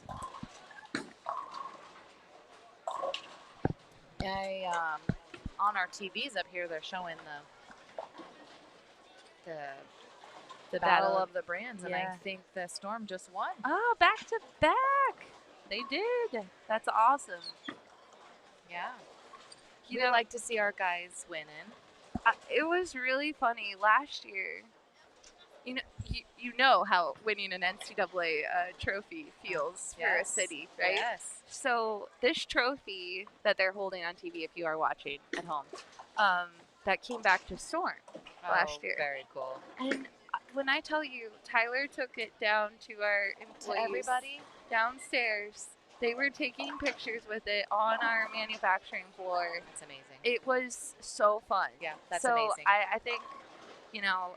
Well, I mean, it takes everybody. Like, it takes everybody to have a hand in it to be successful. And, you know, as a player, you're only as successful as the people behind you. And that's everybody. For sure. And absolutely. I mean, if you guys have never been to Storm and have gone on a plant tour to see how bowling balls are made, I highly suggest it. It is amazing. And the amount of people that touch every bowling ball before it's even sent out of the building is impressive. Yeah, there's just so much work that goes into it. I remind everybody, you know, we're 7 hours from Vegas. A lot of people have taken advantage this year with the Open Championships in Reno. They'll drive through, but it is worth the visit. And we do tours. You can reach out to us. You just email or call us and let us know. A lot of families also, like when the SYC is in Idaho, some of them will fly into Salt Lake and then drive to Stop Boise. in. Add an extra day if you can. But you're so right. Like, I work there every day, and even sometimes I'll go downstairs, and it's overwhelming to see everyone working together. And we do our monthly luncheons, and you know, and we're just thankful at the SYC. This is a give back for everyone, and we're thankful that Tyler and Barb, you know, they allow us to go and do these events. Be passionate about the sport. Yeah, it's the one thing that I love so much about Storm and Barb and Bill's vision all those years ago, and it really is a family company. It is. Top to bottom. It's about family. It's about the love of the sport and not the bottom dollar. And I've always loved that about Storm. Yeah. And it's very special to be a part of it. Ew, what is that? It's a popsicle. It's a popsicle Neo, everybody. I just got a popsicle. Would you like to feel it? You can say you on live stream. It's gross. You guys, it's gross. These Neos though, I feel like it's supposed to leave something like a residue on my hand. I know. I'm just so I didn't know what these were at Christmas last year, and there was someone on the airport shuttle with me, and the girl had one of these, the like block ones. Yeah. And her mom was like, you know, you're not gonna be able to take that through TSA. Why? I don't think it's fluid. So the girl was arguing with her mom and was like, I'm taking it. Like, we'll see. Did she get through? Well, I don't know. I was not that invested. I'd have been like, guys, I'm coming with you now because I need to see. Yeah, but we could have probably asked Ellie Kate or one of the other or anybody in the chat if you know if these weird Neo no, they have to know things. They have to know. Can go on the airplane. Let us know. Yeah, it's amazing. You know, they're hard to find. When we were here a couple months ago for the ITCs, Stephanie Alexander, her son bowls at Mount Mercy, and she's telling me about these Neo things. And we went to Target together to look for them, couldn't find them. Yeah, like sold out. And we went somewhere else, couldn't find them. I didn't realize this was the new craze. Oh, it is. It's a craze. Then there's the dumplings. Have you heard of the dumplings? Of course. What was the craze when you were a kid? Do you remember anything specific? Well, I was in the Beanie Baby world. Oh. My aunt, she would take us to get Beanie Babies. Yeah. We had a lot. I was more Cabbage Patch and Care Bears. Oh, yeah. I missed the Care Bear and thing. My Little Ponies. I just called right? it. Yeah. Okay. I don't know if I caught the mute. No, you're good. Yeah, Care Bears. And what was the other one? My Little Ponies. Oh, yeah. And the Cabbage Patch dolls. You know, the My Little Ponies came back around. They did. Because my little sister she did Cars and My Little Ponies. Yeah. Which put those together. Cool. But yeah. Well, you know, I'm waiting for the Beanie Babies to come back. Do you still have them? Yeah. Yeah, we need that craze to circle back around. Yeah, they told us we would make millions off those They things. totally did. I was at a flea market and I bought all these Beanie Babies. Yeah, I know. They're at my parents' house somewhere. Yeah. My dad keeps threatening me that he was going to sell them. And I'm like, go ahead. That's fine. Yeah. Anyway, I was at the beginning of the Pokemon card thing Oh. also. But Did you stop? no, Okay. ironically, so Gerald's Yes. is all into Pokemon, right? Uh-huh. And so my sister found my Pokemon cards in my house. Now, I actually played the Pokemon game with my Yeah. friends. We would do it at the pool in the summer, and So the cards so aren't in good shape. they were not in Yeah. good shape. And so I actually just brought them to Gerald. So and he could see them, or you gave them to I him? gave them to You're him. so kind. Because he was like, it was a binder. It was so cute. Like little Blair. She got a pink binder. She got third person. She got a pink binder for her Pokemon cards with her name on the front that I wrote my Pokemon cards. You're cute. And then, so I handed Gerald this binder, That's and I'm like, cute, with the this, same writing this on it. is little Blair's Pokemon Okay, cards. so talking about Pokemon, they had Yeah. that Pokemon Go. I don't know if people still do Oh, it, yeah. but there was a craze where people would try to collect. Am I talking about this right? Collect different things based on where they walked outside. Pokemon Yeah. Go. Okay. Yeah. When we lived in Illinois, our neighbor was all freaked out because some random man was in their backyard. No. Yes, because apparently their backyard was a hotbed for these rare Pokemon Oh things. my god. I don't know. Like, it's so bizarre. Yeah. But- And people still do that. That's still a thing. Weird. Yeah. We do have someone who informed us Nidos are not TSA approved. What in the world? they- I wonder what's in there. I don't know. Is it Now like I'm- just super flammable? Now I'm curious. Well, I guess is it liquid? I mean, it might be liquid. But why would, I don't, yeah, now Now we're going down the rabbit hole. we're Dang it. invested in Nidos now. Dang it. It's fine. I wonder, but now I'm curious about the butter. Because someone else had the butter thing. There's like a stick of butter. Is that TSA approved? Because how, what, There's just butter inside. really? We got someone wishing the Newton girls good luck. Oh. We so also sweet. got a hello from Belmo the dog. Hi, Belmo the dog. What kind Yes. of dog is Belmo? I'm pretty sure he's a German Shepherd. Totally adorable. I'm pretty sure.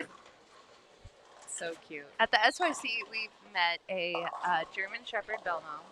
We also have met Frankie, named after Francois, That's who was great. was he a wiener dog? Pretty sure.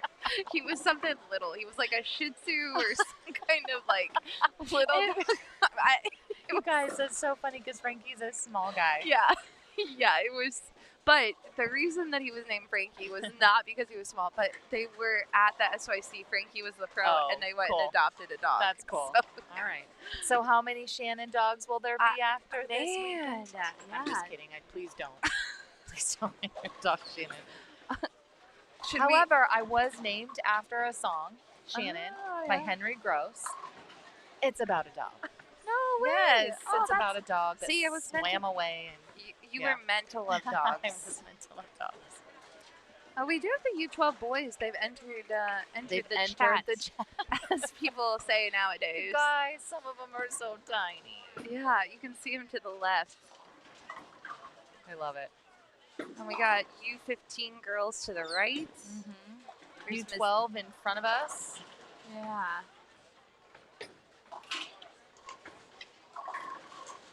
All right.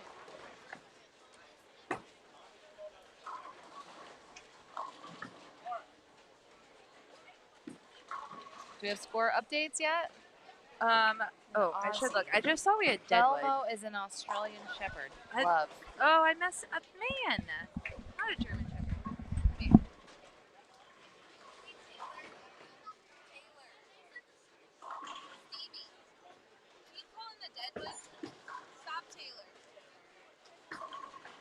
Got to teach them young. We Yeah. got Deadwood in the gutter on the right. I don't even know what pair we're on here. 41 and 2. On lane 42. Don't worry. The whole morning I was calling this 39 and Yeah. 40s. Yeah. So we gotta teach them young. The USBC rules are you have to clear the Deadwood before you deliver a bowling ball. So Yes, even though they're like, I'm not going to hit that. we hope. We hope.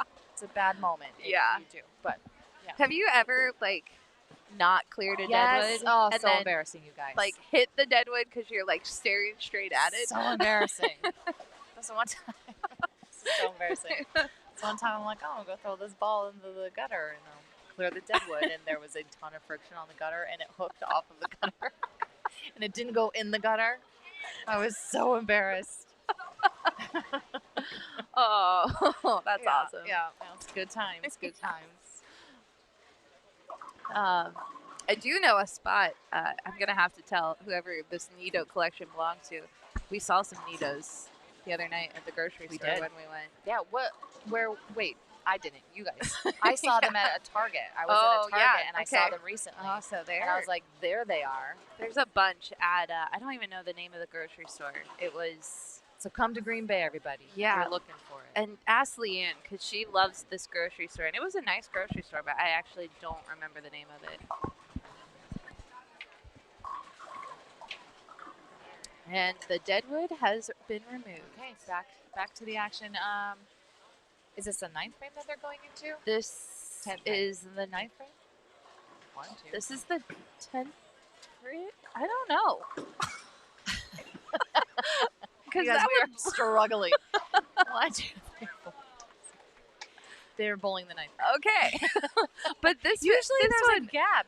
Usually, yeah. Never. Just forget it. We're tired. We're tired. Look on Lane Talk. Yeah. Don't listen to funny. us. That's very We're not giving you any score updates anymore. We're done. We're going to wait until it's finished. You know who's done? Cooper Powell. Oh, Okay. and let's see. We were waiting on some scores. Let's see if this. Aha. Stevie is still in the lead in the Okay. U12 girls. Plus 27. Taylor minus 37. Ellie Kate minus 82. Let's look overall just for fun. Stevie is running away with the Super Slam. Dang. She's plus 32 overall, averaging 204. Taylor behind her, averaging 163, and Ellie Kate averaging 162. Wow. We got U12 boys. Is this the overall? This is overall is, well, let me see first. Let's see where we're at.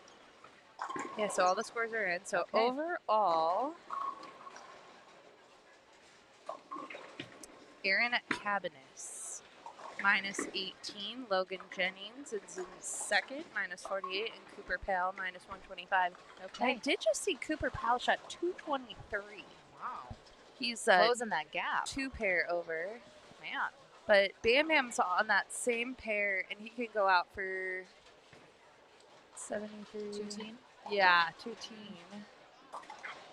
Okay. Couldn't tell if that was 183 or 193. That's how bad my eyesight is. It's great. I'm telling you, we're losing. Chris Wagner.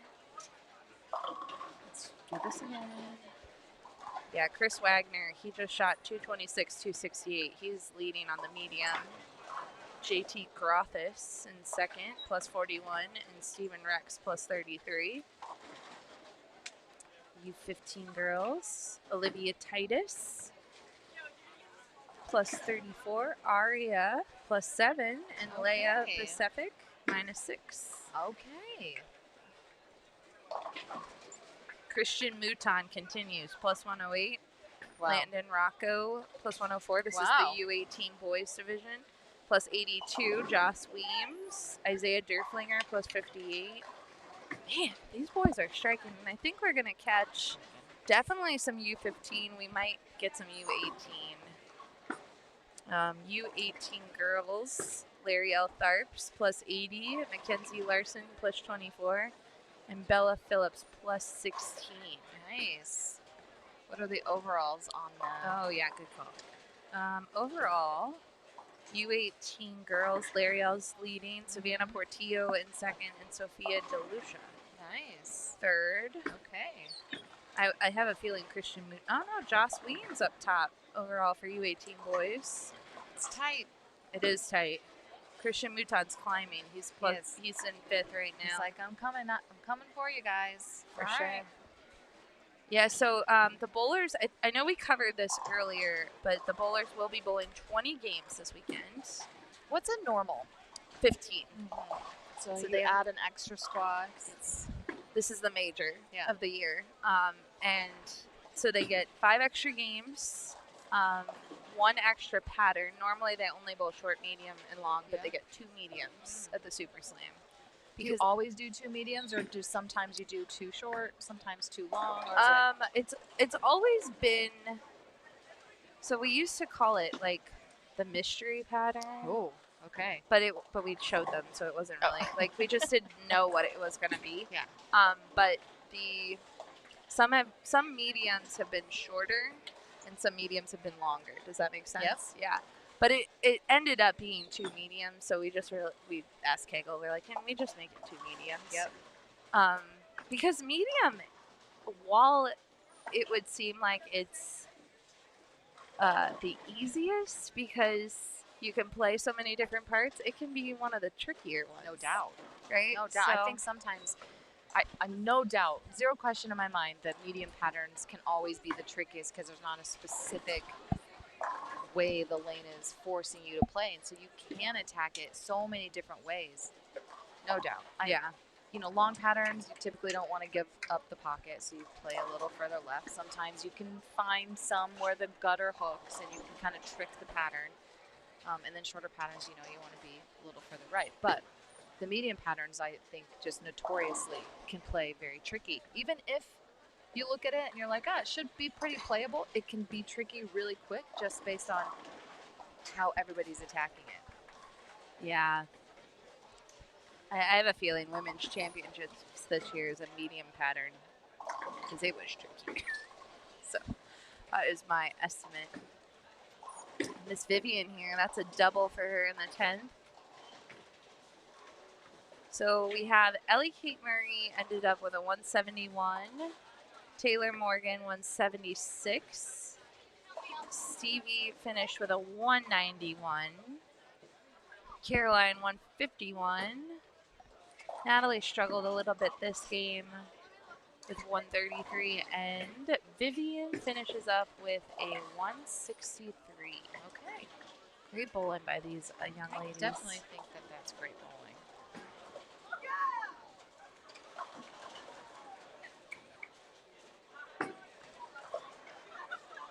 We have Emily Schmidt bowling right next to us. She has a 4-bagger.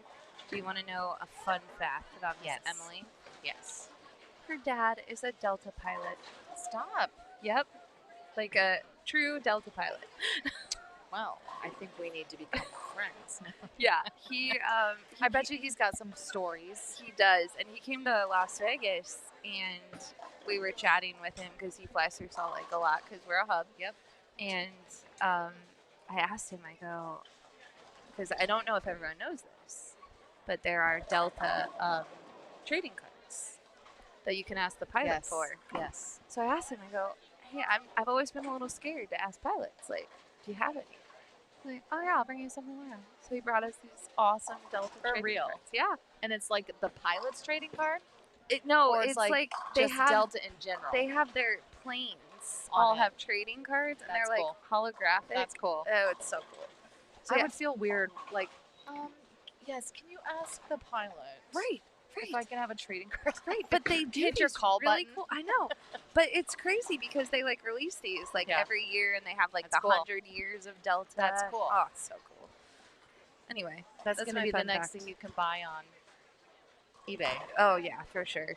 Forget Christian Pulisic and Messi and Here we were talking about Alyssa Randisi. Yeah. This little Nolan Randisi is her brother.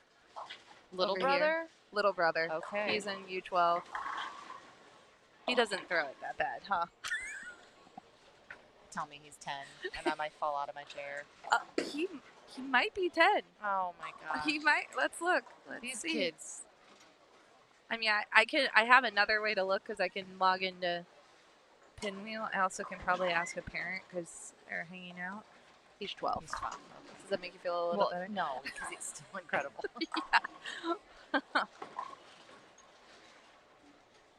He just he just won his first title last year in Texas. So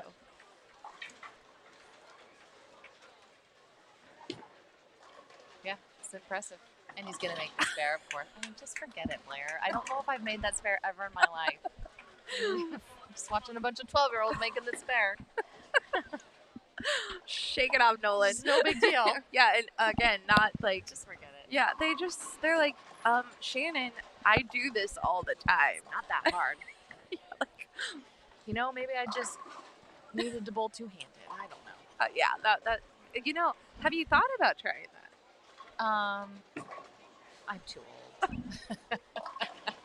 I feel have. that. It's so funny. So if anybody listening that doesn't know, about 3 years ago now, in the middle of the U.S. Open, I had my brain just freaked out, and I started having what people call the yips, to where it was literally, I was in second place at the U.S. Open, halfway through, and I had an incredible ball motion, and I literally thought to myself, wow, I could win this thing.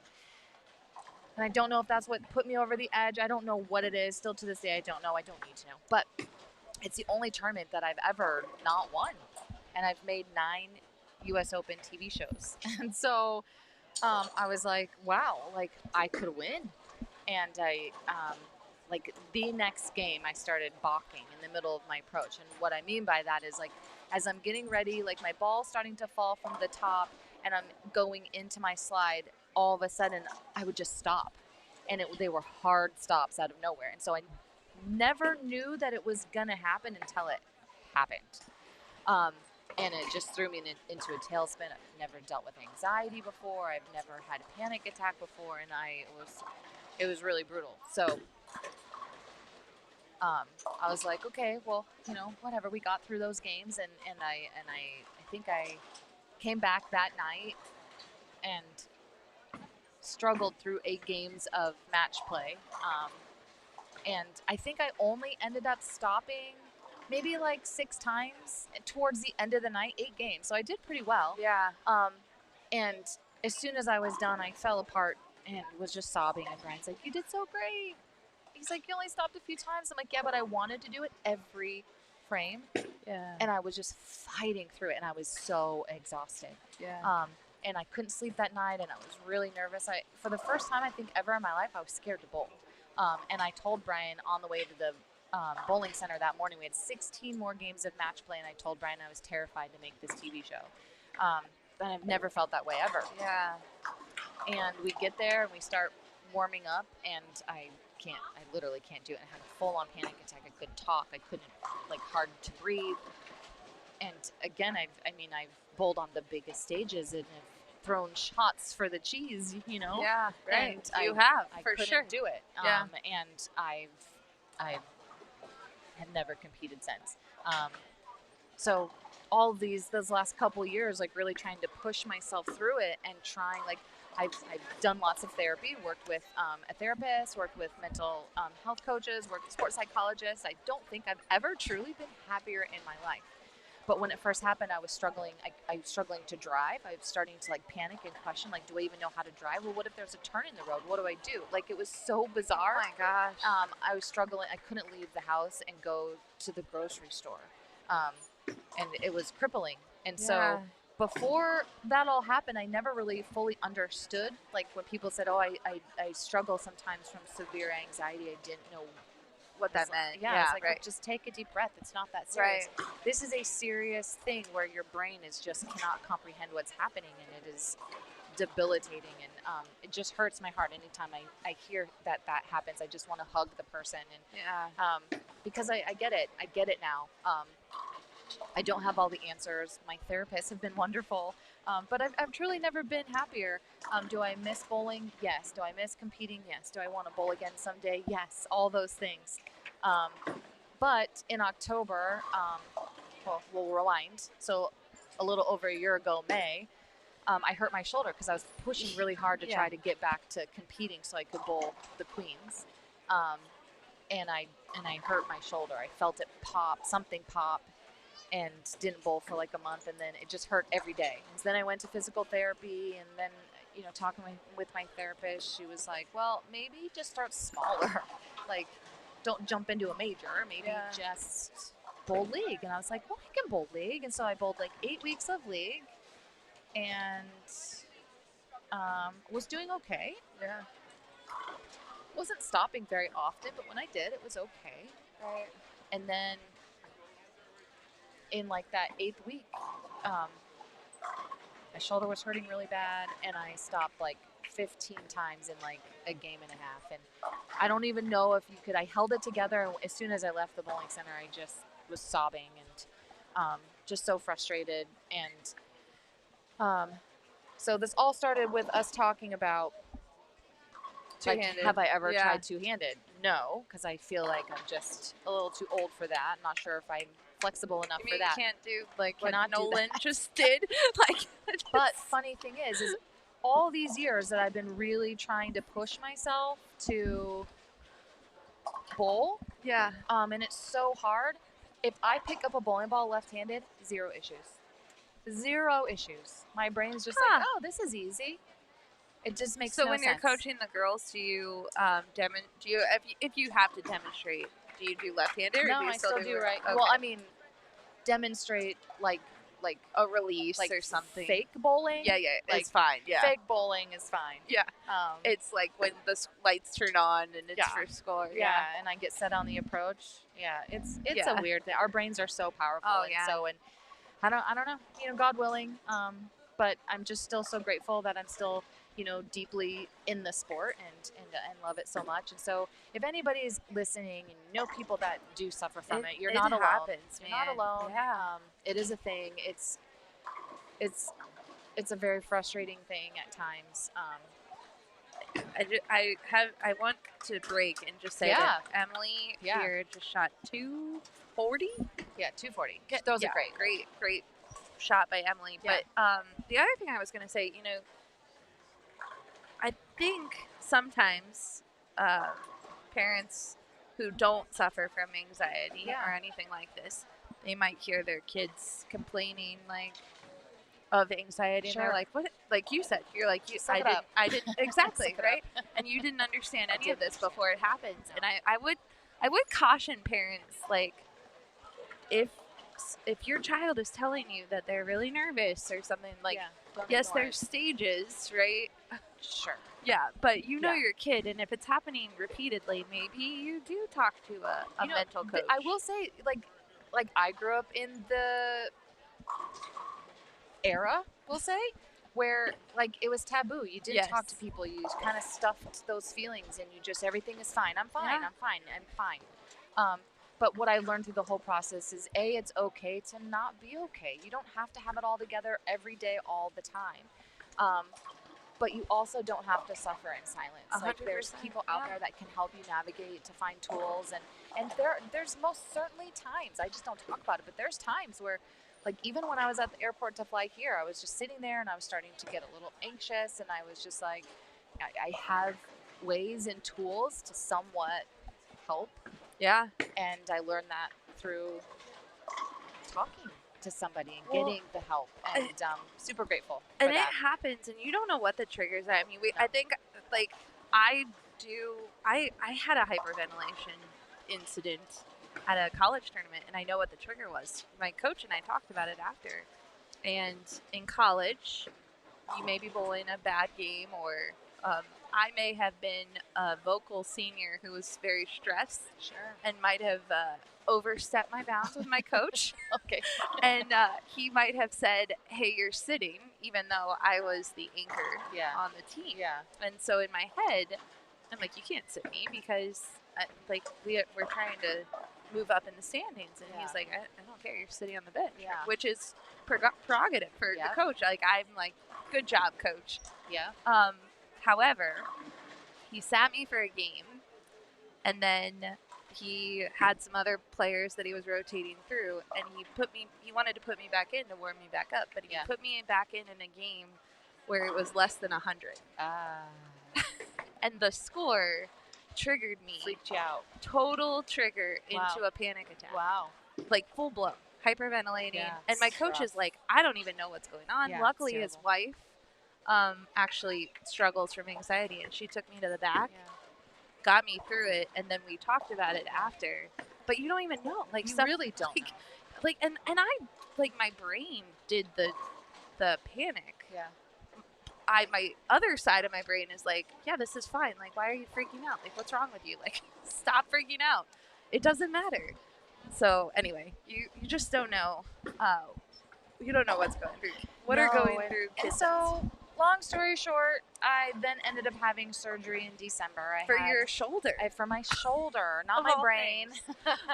I had a tear in my labrum, a tear in my rotator cuff, and it ended up moving my bicep tendon because my brain wasn't allowing me to do what I was doing. And I throw a 15-pound bowling ball, and where I was stopping in my approach was causing damage, and I didn't know it. And so a lot of now it's just quality of life. Like I can finally, for the first time in a year, I'm finally sleeping and I don't wake up because my shoulder doesn't hurt, and getting my range of motion and my strength back and all those things. And so people say, you know, do you want to bowl again? I do, but I don't want to bowl again if my brain won't let me, because you don't want to hurt I don't want to yourself. hurt myself again. The recovery of shoulder surgery is no joke. Yeah. No joke. So Yeah. No rush. Yeah, no rush. So, you know, maybe you'll see me bowl left-handed. I don't know. Could you imagine? But my nails are really pretty. That is the wonderful thing about not bowling and being a bit of a girly girl is, like, my nails are in great You don't shape. have to put them in a bowling ball. It's really. I know, the silly things in life. I did look at the chat, and I'm so sorry we missed this. We're talking about stuff that you guys probably don't care about. But Oh yeah, pattern order. the pattern order. It's short, medium, and then long. Yes. Yeah. So this is medium 1, which I Yes. did have pulled up. Yeah. 41 feet, 27.75. Yeah, and the shape of this pattern, it looks like it does want you to play a little bit straighter angles through the front, if possible. Yeah. It's not as tapered, but yeah. It's tricky though. I actually don't think I would want to be bowling right now. Looking at it, and I'm like, I'm good. Shannon, I don't know. I would like to bring Matt Orvis in to talk a Let's little do bit. it. Yeah, where about is he? Ashwaubenon. I'm not sure. Do you want me to go find him? He was sneaking around, but maybe you can go out and hang out with some of the bowlers. Yeah, for a let's game do and then come back in. I'm down. All right. You guys, thanks for letting me hang out. Oh, Have we fun love watching the like kiddos. you know the Nitos are leaving. Did they take their popsicle? They did. Okay. They came and got it for me. I'm like, man. Like, give me my popsicle Yeah. back. So I need that. we're gonna mute really quick and we'll be right back.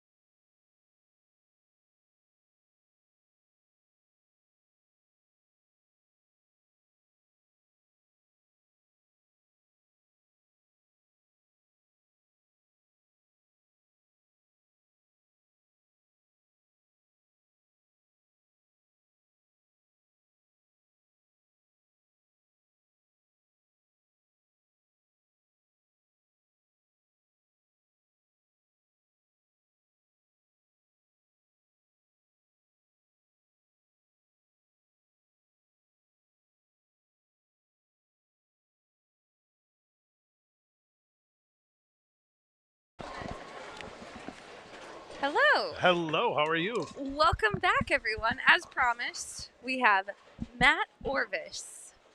That's me. You are here. The famous, the Orvis family. You are becoming world famous. No. State famous? We do bowling things. I know, man. But you're doing big bowling things. Well, I think, we enjoy what we're doing, and obviously having great partners like you guys, it makes it easy. So it's a lot of fun. All right. So, of course, you are part of the family that owns Ashwaubenon Bowling Alley. Yes, please. Yes. Or if you're Leah, she calls it TABA. Yeah.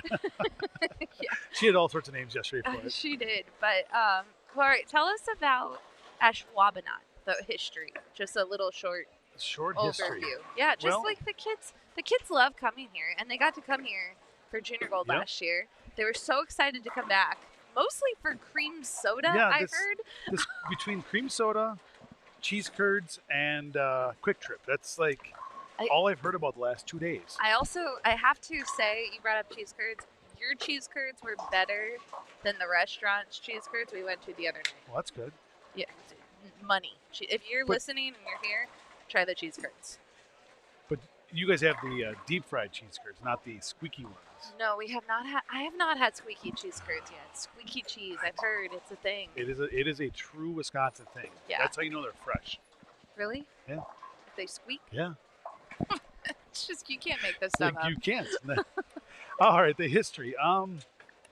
So way back when in 1976, we opened as a 24-lane center.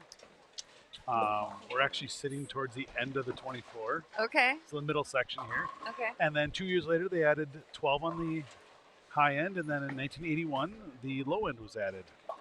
Bowling obviously was in its heyday, and there were some rumors that another bowling center might be building right up the road. Not too far from where you guys are staying actually this weekend, but so they've made it 60, and we've been 60 ever since. And we just, I guess our philosophy is just to try to create a great environment for the people that walk through our door, and just to have fun. I mean, we're in the entertainment business, right? Yes, we are. We just have fun with what we do and put a smile on your face, and we try to do it from the top down. So from Ryan and I all the way down to the kids on their first day that are maybe running food or being porters in the for the lanes. It's just everybody just has a good time, and everybody helps out. So it's not rocket science. It's not hard. It's just I don't know. It's just our philosophy. You have to be hands-on, and you guys are hands-on, and but not in an overbearing way, right? Like, you guys know what's going on. You know your employees. You know what's happening in the center day to day. But you let people have fun with it and be themselves. And I'm sure if they bring you an idea, you're like, all right, well, we'll listen to it. Yeah, we may take that into consideration. We have our staff meeting every week, and I always tell everybody, like, I don't know everything. I don't claim to know everything. There are a million ideas out there. We've tried a lot of them. Yeah. Some people are like, "Oh, how do you use this?" I'm like, we threw 1,000 darts at the wall, and this one stuck. We had one idea that stuck, and it's a good idea. It's a great idea, but failure is not a bad thing as long as you do it right, I guess. You learn from it. So, it's kind of like bowling. If you throw a bad shot, let's learn from it and move on, and throw 10 in the pit in the next ball. I love that. Yeah, so the bowlers we are watching, we've got Benjamin Dolly, Hudson Napow, Cody Beck-Jordan, Jack Boylan, Riley Bogard, and Clayton Allen. Those are the bowlers in front of us, and they're all looks to be U15 boys. I'm gonna give it another minute, and then I'm gonna try to check the scores, because we've got pairs in all different frames. Yeah, we're kind of all over the board here. Yeah, so we're gonna give it a minute, and then I will check. I thought that was a good shot by Mr. Beck-Jordan, but the lane did not agree with me. Yeah, and it just got worse. It did just get worse. And he looked back at us like we could change the score. You might be able to. I mean, I could. Yeah.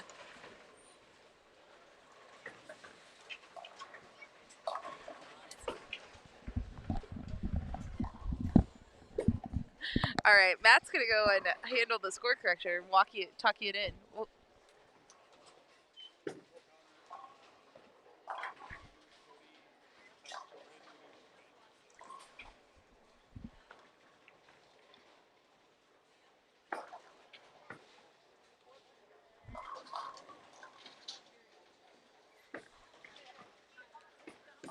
you know, when you put a headset on, I think you have like all the power. Yeah, I mean, I'm just gonna give it to you and Leanne and just let you guys walk around. I'll just the walkie-talkie is so great. Yeah.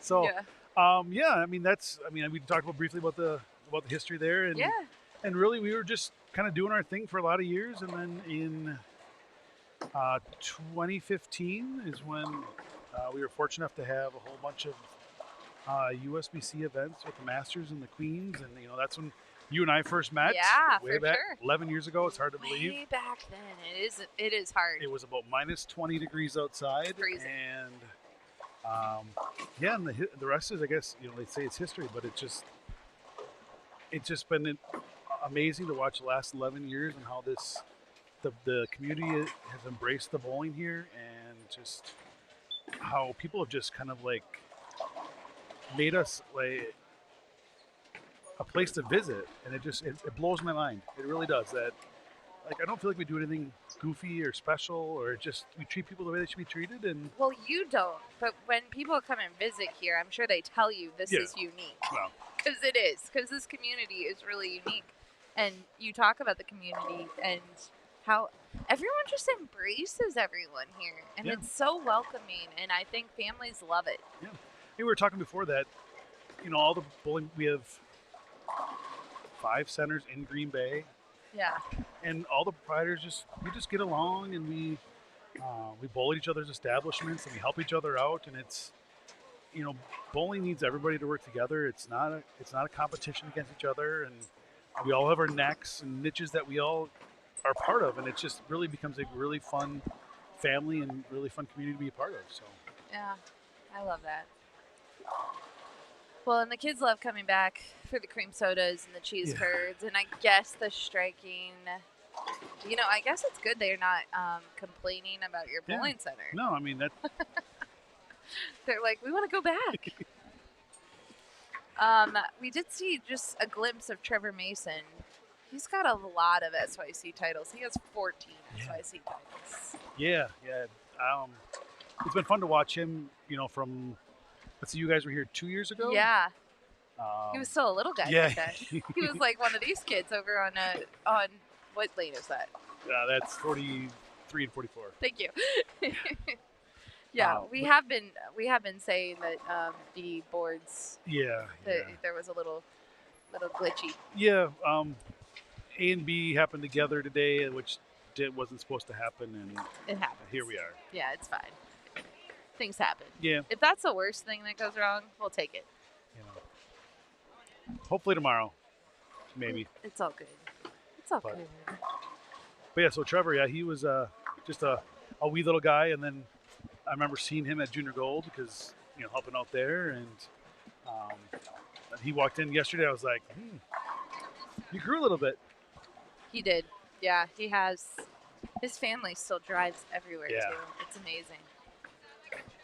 Well, I think like we were, I was talking to our pro shop, and like, are you, like everybody from around different? I'm like, I think Leanne said 26 or states. And, I mean, they're from Texas, I believe, right? Yeah. I mean, it's amazing that, you know, these families are here, and then, you know, next month they're going to be back up here in Minnesota for Junior Gold. For sure. Yeah. The commitment that the families have is amazing. They're traveling. They're a traveling bunch. Yeah, I don't know. I didn't hear this morning. I don't want Leanne to know this, but I was actually joking around with you and Ryan when the announcements were going on. So I didn't hear. I didn't hear the. Normally, I know how many first timers we have. I don't know how many first. I think 62 Oh, so you were was. paying attention. Well, no, that was yesterday. She said it. Okay, good. 62. I didn't hear it yesterday. So 62, which sounds about right. And it's a huge percentage. Yeah. And we love that because every SYC this year has had anywhere from 40 to 60 new SYC families. Yeah, I was talking to Clayton's mom and dad. He's from our area, and this is his first time. And Yeah. I mean, he bowls in a lot of events, but this is his first time ever doing an SYC. And It's great yeah. experience for them too, especially we were talking earlier, like Junior Gold's coming up, right? And Junior Gold is a big deal for all these kids, and a lot of them are qualified in bowling, but I can't remember who made the observation, and I thought it was great.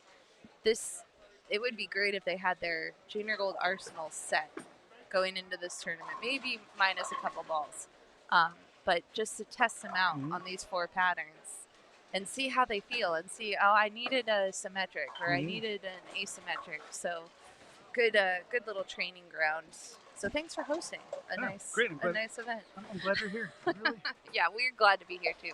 We were going to come back, but then you decided that you wanted to host Junior Gold. That little tournament decided to come by us last year, and I mean, that was definitely fun, and it was a lot of fun to work with.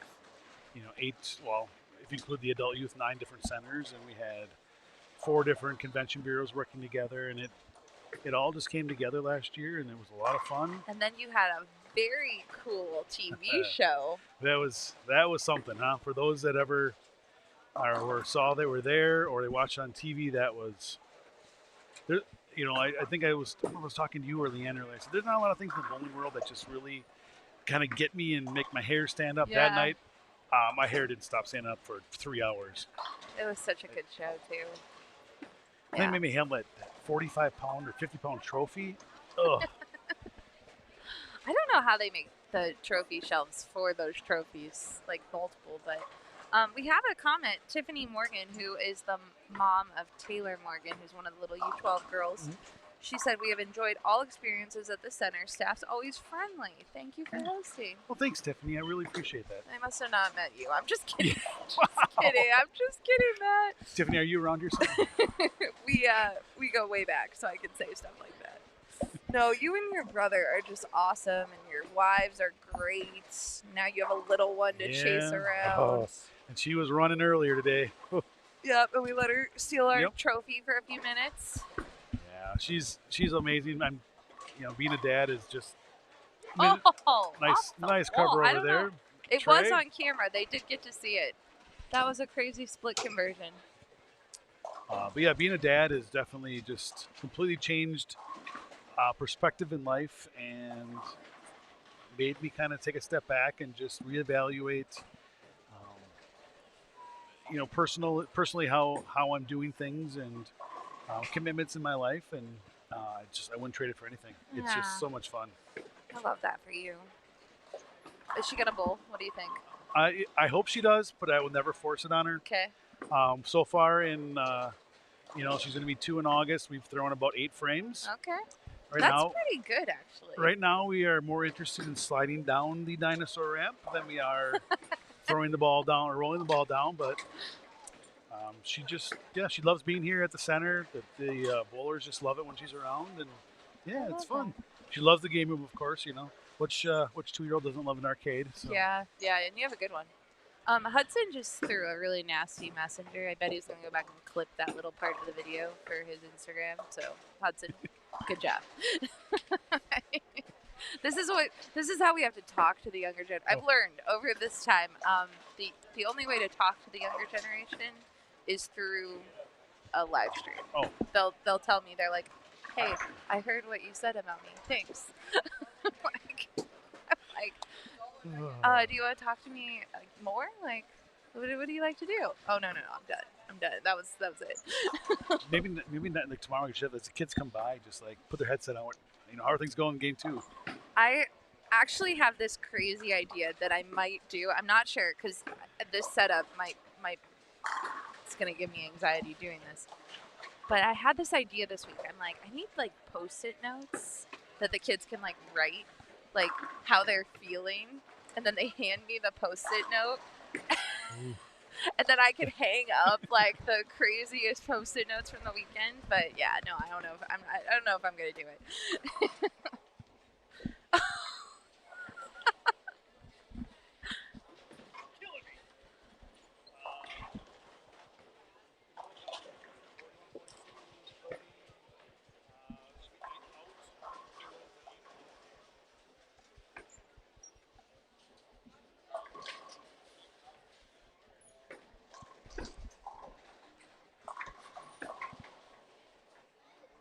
Cody's crushing those score corrections up there. He turned around, he just looked right at me, and I was like, all right, I got you, man. Yeah, I'm telling you, even in other bowling centers, if I put this on, they think I have a direct line to the front desk. So where are you off to next? We are hosting our first ever event in Oregon. We're going to Park Lanes. They really wanted us to come, and it's a great event for the West Coast kids because they always say they don't get a lot of opportunities to bowl. So it's 2 weeks after Junior Gold. It was a small one. It only has 96 spots, and it's full. And then we're going to Columbus, Ohio. I wonder why. Shocking. Those are our next two events, and then we have an event in Reno in September. Nice. Yeah, so that takes us through September. October we go to Myrtle Beach, but we had 10 events. We have 10 events this year, which if you ask Leanne, it crushed her. That's what she tells people. But I think she's doing really good. She keeps saying that it's crushing her, but she's nailing it. Like. I mean, you guys are so organized, and it makes it easy. And I don't know, you guys have 3 or 4 staffers, people in here helping out, and I mean, it's just you guys do a great job. So we really appreciate it. On the bowling side, like you make it easy for us. So we try to do that. So we appreciate you saying that. But it's great. And it's fun. Like the more we work together, obviously we start to really learn each other's personalities. Yeah, that makes it really fun. Yeah. And I said that's we were talking about Junior Gold earlier, and this will be my 4th year helping, and I get the same crew. We're together every year, and it really it does. It makes it fun that we're always there, and we have the same leader, and the 6 of us are always together. And, and you guys work some crazy hours. That event is absolutely amazing. That from everybody, from staff to bowlers to parents to coaches. I mean, I remember sitting in in Indianapolis, and I watched a college coach stand in the same exact spot for 4 straight days. I don't know if he blinked, and I was like, man, this is. I'm here a lot of hours. You're here more than I am. And it was. Yeah. Shannon was talking about that a little bit earlier when they try to go to every center and see everything. It's a little easier now because she only looks for the girls, but it's crazy. So we had a Hudson here, 217. Jake Bolin, 182. Riley, 183. Benjamin had a little struggle this game. Looks like Cody also. It happens. There seems to be a lot of ups and downs right now. We were talking that the medium patterns end up being the hardest. Because you can play everywhere. Yeah, and it just depends on who's breaking it down and what's going down the lane, and how you choose to attack the pattern may not always be the most accurate as we. Yeah, see, it's brutal. Yeah. There's definitely an OB on this pattern too. It's not. I every time I pull up the pattern, I'm like, I don't think I want to bowl in this. Actually, it actually feels like what I just bowled on at women's, and I didn't want to bowl on it, so I know for a fact. Yeah, these kids are definitely ahead above everybody. I mean, the people that are my age are. Yeah. I mean, I know you're not quite as old as I am. I feel it. I'm older than them, so. But yeah, just how they throw the ball and their skill levels is just. Makes me a bit jealous that I agree. They get more on one ball than I do in a game. I think on revs. Well, we've been talking all weekend about just if you look around, and I don't know what it was like for when you were younger, but when I was younger, when I remember when I was taught to stay balanced at the foul line. Oh yeah. But it wasn't like a common thing in youth leagues that everyone stayed balanced. If you look up and down now, these kids are balanced at the foul line, which is like low-hanging fruit, fundamentals. Mhm. Like, yeah, you want momentum, you want speed, but you also want to be as balanced as possible on the at the foul line, and they do it, and it's just amazing. And I think there's so much, you watch the pros on TV, whether it's guys or girls. Their fundamentals, and then if you watch them at the foul line, they are solid foul line. They're not falling off shots. And I think there's so many videos out there now, and you can pull up YouTube and you can watch, frame by frame and step by step. And I think it's only going to help all the bowlers. So. Yeah, agreed. It was cool to have bowling on when they were bowling earlier. That was really fun. Yeah, they've been doing it. I mean, it's been on all day. I got here at 6 o'clock this morning, and they were replaying the Women's U.S. Open, and bowling has been on the TVs all day, which is just... They have. It was very cool. Yeah, there was a family that was, as I was setting up, they were watching the Women's U.S. Open, and they hadn't seen it yet. And they looked at me because it got to the roll-off, and they were getting all, like, excited. And they were like, wait, does she win? And I'm like, I don't know. I don't know what happens. She's like, no, you know. And I'm like, I have no idea. Like, just playing along. Yeah. I mean, that's got to be hard. Like, both Storm bowlers were in the finals. And yeah, it was hard. It was really fun, though, to watch. Man, that match was unreal. I was watching it live, and I was actually texting Leanne and Gary because Leanne was getting a haircut, and Gary was, he was like, he's traveling this weekend too. He's actually live streaming in Southern California today, so we're both live streaming. But anyway, I'm sure there's more people watching ours though. Absolutely, of course. But I was texting them because they're like, "Who do you got?" And, I won't say who we had, but I was giving some updates, and Gary was like, "Is it over?" And I'm like, "No, they're in a roll off." He was like, "No way!" Well, and you look, I mean, those two, Jillian and Jane Sin, I mean, both of them are just so fantastic. Yeah. And both just great personalities and for sure. Jillian had the record of SYC titles. Yep. And then she got beat by Gianna Brandolino, who she's not bad. No, she's pretty good. Yeah. Yeah, she was in the match play portion of the U.S. Open, I'm pretty sure. I think she made it into match play, or she was up there for a long time.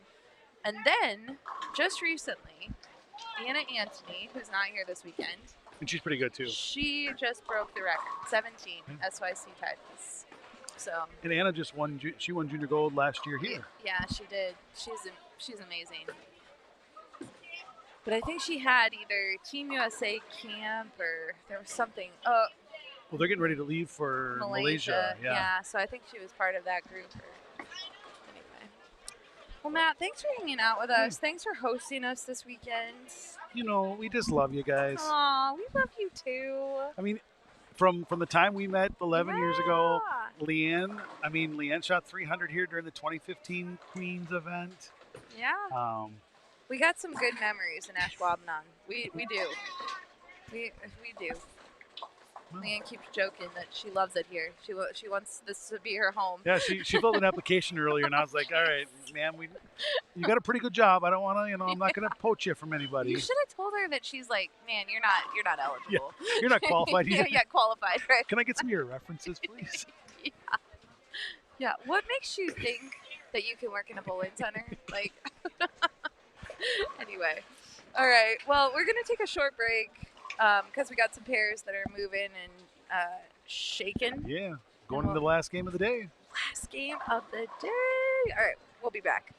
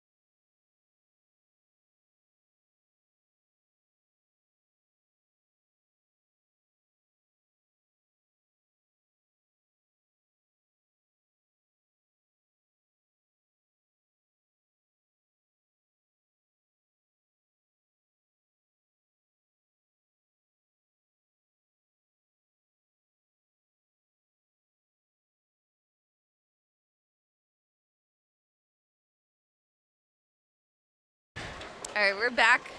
Hello. Game number 5. We've got Lucas Ronsky, Tristan Kalaki, Monty Waymeyer Jr., Joseph Martika, Landon Jennings, and Bo Long. I probably pronounced your name wrong, and I apologize in advance.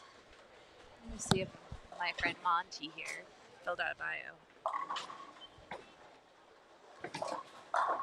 Nope. People ask why I don't read the bios, and I get kind of tired of searching when they don't fill out their bios. Ooh, we got one. Lucas, when he's up. Very nice. Very nice. How's it been? How's it been going, Mike? It's good. Much higher scores.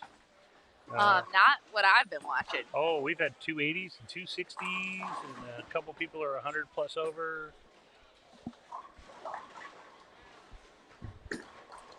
There's sign language going on right now. No, there's a good bunch of scores. Elliot Gordon shot 280 a little bit earlier. He's going to be 100 and something over. He's bowling his last game right now off to our left, and well, he's still going to shoot 200. He's going to be 100 and something over. There's some actually really good scores out there. Stevie Newton, who basically won the entire ladies division this morning, Yeah. Looks like she's on a roll again. I didn't see much of the ladies because I was at the low end of the center, so I've had most of what we see in front of us right now. Well, we haven't seen them yet, and Landon here is from Mankato, Minnesota. Was at Wow Zone. He's 15. He had a 300 at 13 years old. Thanks. He is really good. Oh, he said, I don't know about really good, but I like to golf and fish. Nice. Wants to say hello to Uncle Doug. So those folks from Minnesota do a lot of outdoor activities. Fishing is a big one. Baseball, golf, a lot of, which is a good thing because when you get as much snow in the winter as you do in Minnesota or here in Wisconsin, you want to get out when the weather's nice. You make the most of the summer. I mean, we noticed here even yesterday, even though we had a rainstorm in the evening, the air is a little fresher up here, and it's very nice. Yeah. The other thing I will say is we were chatting because the bowling center here takes a week off to clean during the 4th of July. He's like, yeah, people just want to go out and hang out, and so it's great for their staff. I may have to incorporate that into my center. They get their carpets clean, their tiles clean. They're like, we have to clean sometime. So that's a good point. It's a good time for them. And they said last year it rained. It was the first time it's ever rained, and that was a bummer. But you know, you're gonna have that, and they know why they do it. So I thought it was a good one. I may have to budget for that for next year. I think that's a great idea. We do things in segments and spots, and that's a great idea. So this pattern is a little bit longer, just a couple feet longer than what we had this morning, 4 feet. Oil volume's about the same. This is built around a second arrow shot. So for a lot of these players, they're very comfortable with what they saw from the start.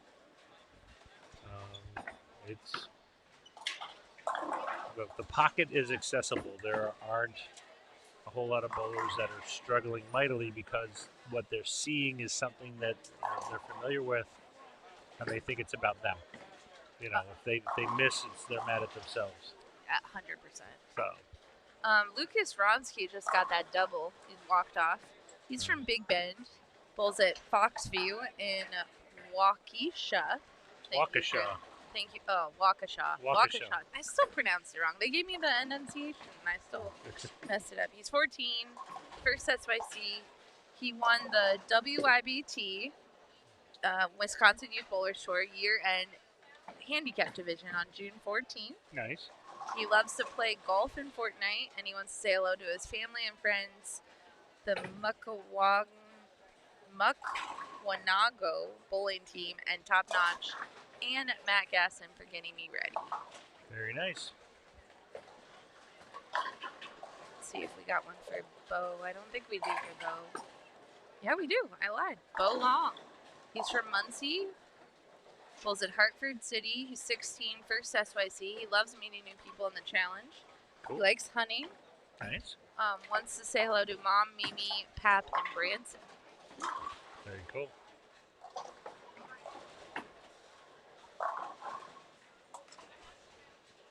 Very, very cool. A lot of nice new bowlers.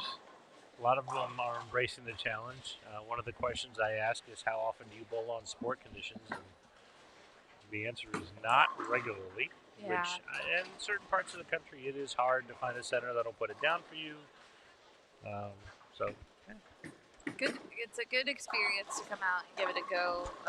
Like we were talking about earlier, it's great practice leading up to junior golds. So yeah, it's good. Good things. I do have a buyout for Joseph when he's up next. Tristan, we didn't have one for him. He's got a cool jersey on though. That is cool. It's Peeps. Very nice. Little bunnies. Very nice. Very fun. Does it compare to Ryan Burgess's capybara? No, that jersey? one is. I love the capybara jersey. That's a great one. Although there was a burger jersey. Did you see Leia's? I saw that. Yeah. And there's ice cream right next to us. I like that jersey. There's some really cool jerseys out there. Yep. Mostly designed by Cool Wick. Yes, very clever jerseys.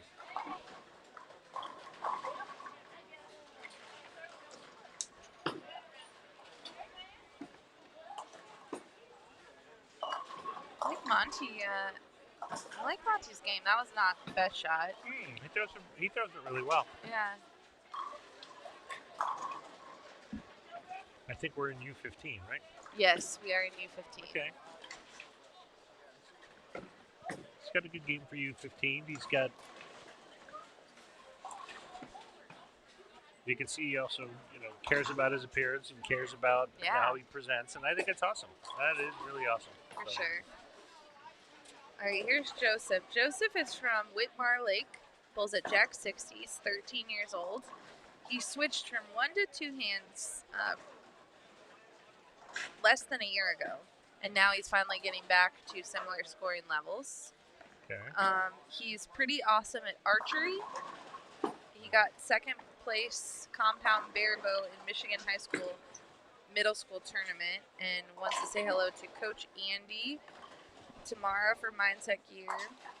My parents, huge shout out to all the followers of Martika Family Bowling on Facebook. Very nice. So they've got a little page going on, and he switched. A lot of these kids do make the switch from one-handed to two-handed. Well, if this kid was 20 years younger, he'd probably make the switch as well. Yeah. It's there's so many pluses to it. I know there's some old timers out there who think it's an abomination or cheating or something, but you can take advantage of the technology. There's sound reasoning behind throwing it this way. I just saw the ice cream jersey. Okay, now It's cool, now right? I want dessert. It's very cool jersey. Although I had a Kringle earlier today, Oh which my a goodness. Wisconsin delicacy. Thank you, Eddie Hall, for bringing us the Kringle. That was, oof. It was very delicious. It had, to me, it was like a caramel version of baklava. It was just Yeah. flaky and light, and you bit into it, and it was like gooey in all Now the you're right making me ways. hungry, Mike. I know, I'm hungry. Man. Nice What a shot by Oliver. Did you see was that? Banging right there. Yeah. Oh, it was a spare shot. That was a zero spare. Yeah. Hey, we have a term for that in Maryland, but let's not talk about that. Yeah. Yeah. Well, sometimes it happens. Like, you might be looking further right than, Yeah. and it's the end of the day. Like, Yeah, they're just 10 games in. missed it off the bottom of the swing.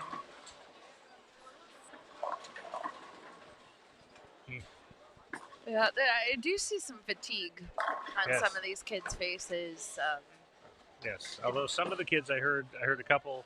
I have a pool at my hotel, so there may be some pool action this evening. Oh, yeah. There's usually, the kids are usually headed down to the pool. Now, if they're staying in this area and they're near Lambeau, there's that recreation park out there where you can throw footballs, Oh, yeah. and roll down the hill, and There is. It's Titletown.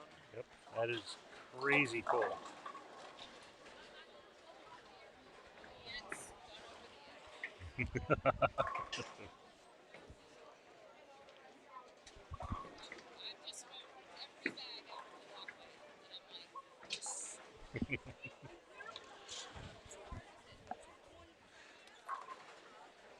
Remember that fatigue I was just talking about?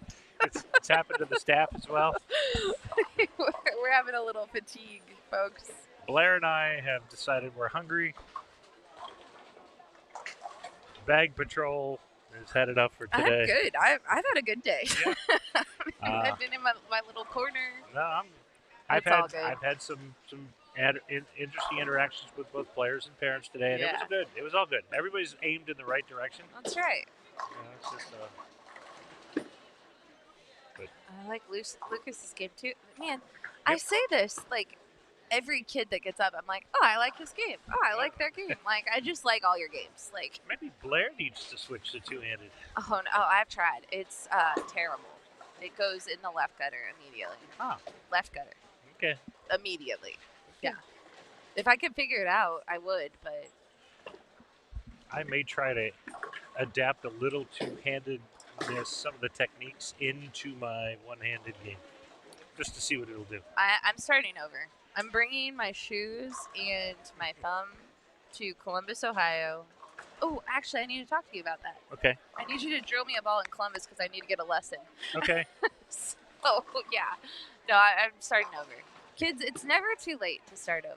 As our friend who switched to two-handed is proving, Mr. Joseph. Doing very well. It's just if you're...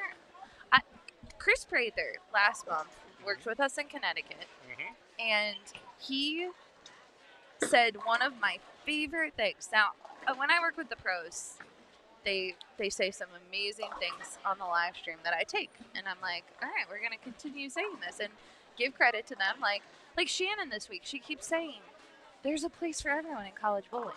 I just love that. It makes you feel so wonderful. So now I'm going to attribute that quote to her. But Chris Prather, last month, obviously one of, if not the best one-handed bowler left, traditional bowler left in the game, right? A lot of families were asking Chris, why didn't you switch to two-handed? How do you know if I should stay one-handed? Should I switch to two-handed? Should I stay one-handed? I'm getting bullied, blah, blah, blah, all this stuff.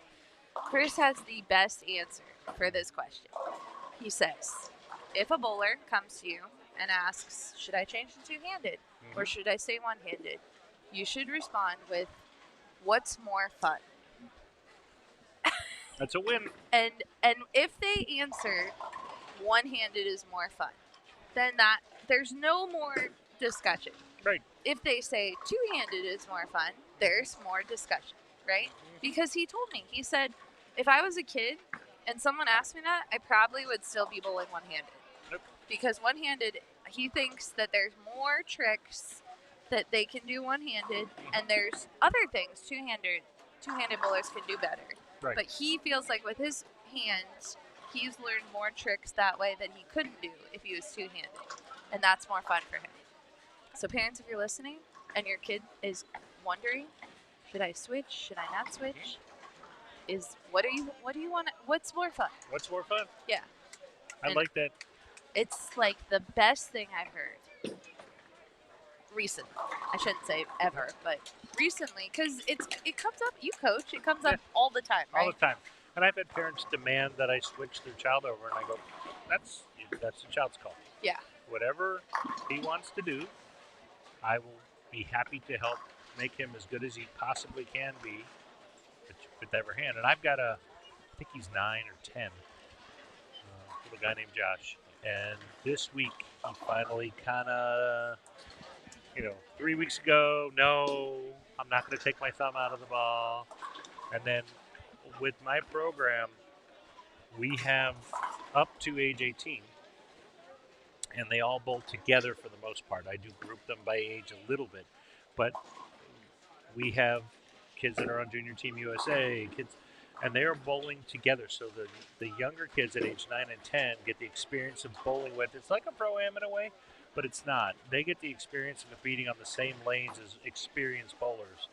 So they're watching what their next level could be, Yeah. and it helps make their decision for them. I have a 2-handed girl that just graduated and is going off to the University of Indianapolis on a scholarship. Yeah. I've got another 2-handed girl coming up, and it's just. But then I have another girl who throws with her thumb in the ball and rolls it great. And my job is to help them max out. Yeah, it's amazing. But when you take a 9, 10, 11, and 12-year-old and give them limited exposure against much older, better competition in a setting that isn't threatening, because we are more clinic than we are competition, they learn faster. They do. adapt quicker. And a lot of times what will happen is after we do classroom, then we do some time on the lanes, then we make them play for score. And after that, it's kind of like free time. And some of the parents will complain, oh, the kids are fooling around. No, they're not. They're actually bonding.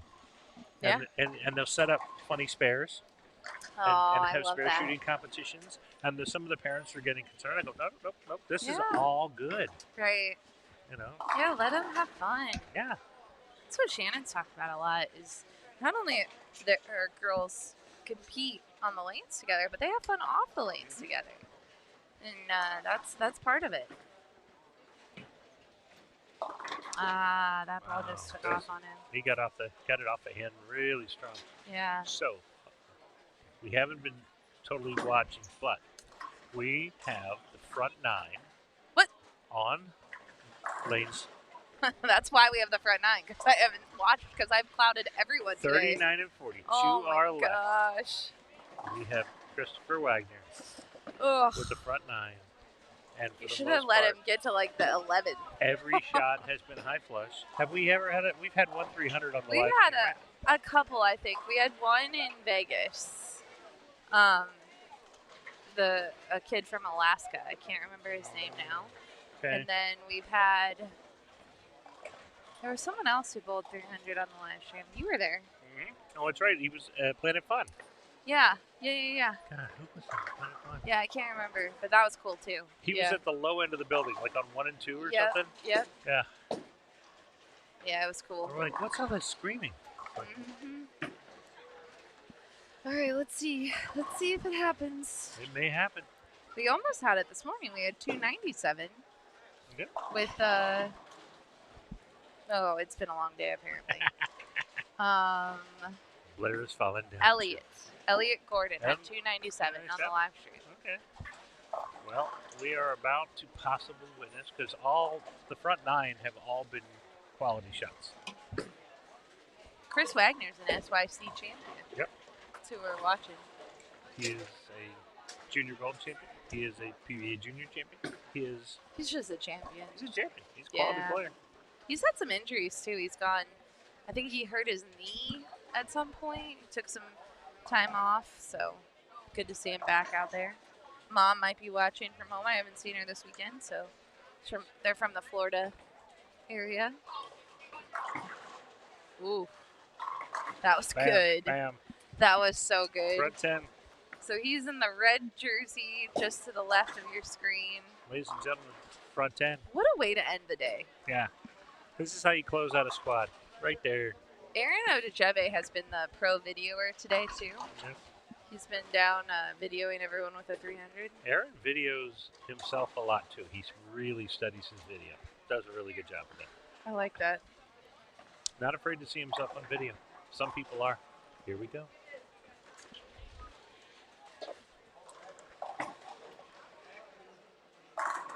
Oh, very nice. Man. Very nice. All right, Chris. He got a little wide, which stood up on him, but he kicked out the 9 pin.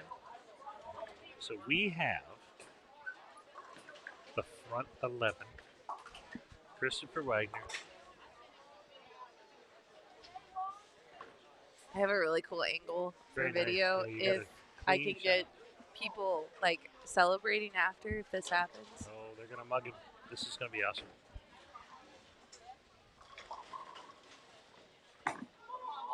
Yes. Yes. Yes. That was 12 quality shots right there. Ladies and gentlemen, He Christopher just walked Wagner. off. Oh. He walked all the way back. Out the door. I mean, literally. Oh, he went back to hug his dad. I was like, Nice. where is he going? Christopher Wagner has left the building. Yeah, literally. He's like, all right, I'm done. That was so cool. That was awesome.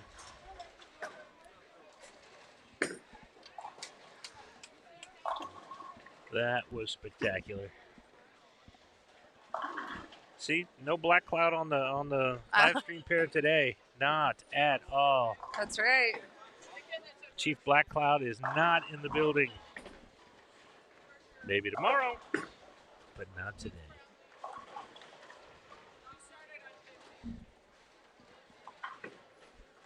Nice, put a little 100 over stamp on your block. His block was 1186 for 5.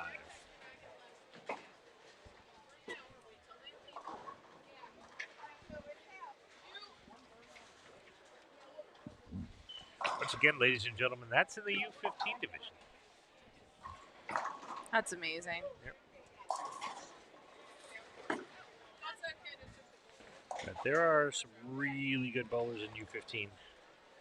I was telling somebody the other day, I had a top 10 ranked college team back in the day, and these U15 boys are better than my college team that was nationally ranked. It's so cool. Yep. They're so good. Very impressive. We're coming down to the end.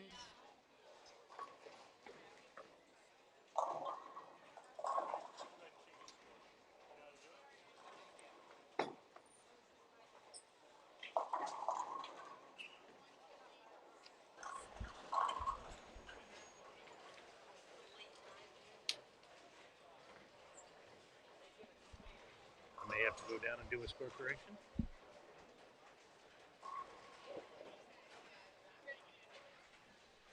There we go. One of the best parts about working these SYCs is we go into different bowling centers with different scoring systems, and I'm pretty good at scoring systems, but the kids are better than we are. They're way faster. Oh yeah, I've stopped. I'm like, someone will know better than me. But sometimes I learn.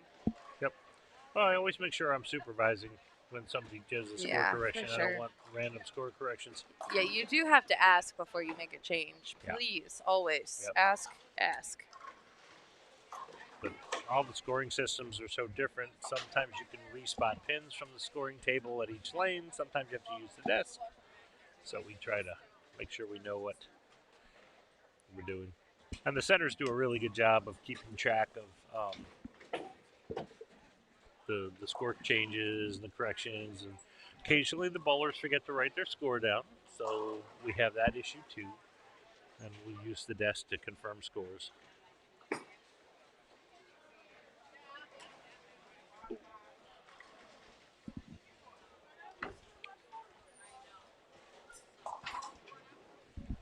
We may have one of the final pairs in our section. Will be one of the final pairs done. Folks, if you're watching, this is only game 10. It's the halfway point. Only game 10 of 20. We got 10 more games tomorrow. We'll start again tomorrow at 9 a.m. Yes. Right? 9 a.m.? 9. Yes. Okay. So just verified. 9 a.m. start time, and then we will have another round at 2:30, and then we will be awarding. We award medalists after every round, but we will be awarding our champions, our 2026 Storm All-American team. We have a huge day tomorrow. Yep. Mike. Yep. And it's Father's Day. Oh, yeah. Happy Father's Day to all the dads out there. For all the dads. Oh, I should call my dad. There you go. Yeah, I have to do that. I sent my dad a card. That's very nice. Yeah. I also have another card of sorts at my house, but I haven't sent it yet, so. Any youth bowlers here who came with their dad, make sure you say Happy Father's Day, give him a hug. Exactly. And I believe that Leanne has extra dad jokes ready for tomorrow. Oh my because God. in honor of Father's Day, Oh, it should have extra dad jokes. I'm going to be late.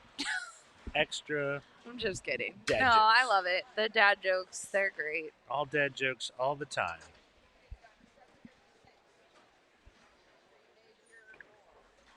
All right, we got one pair left.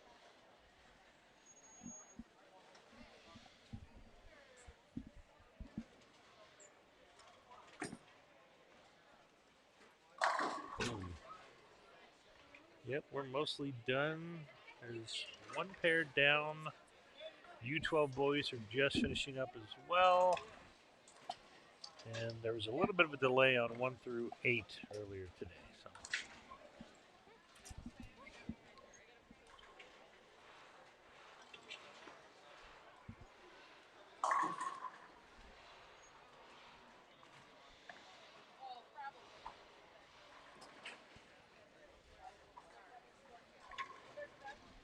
Here we go. Nice shot off the hand. Roll forward. Wham. Very nice shot.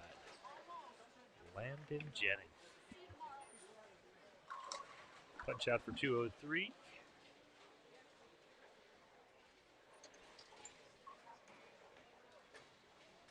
Tristan's struggling a little bit, which is not hard to do on these patterns. This pattern is just barely over 3-1, which makes it a very, very hard shot.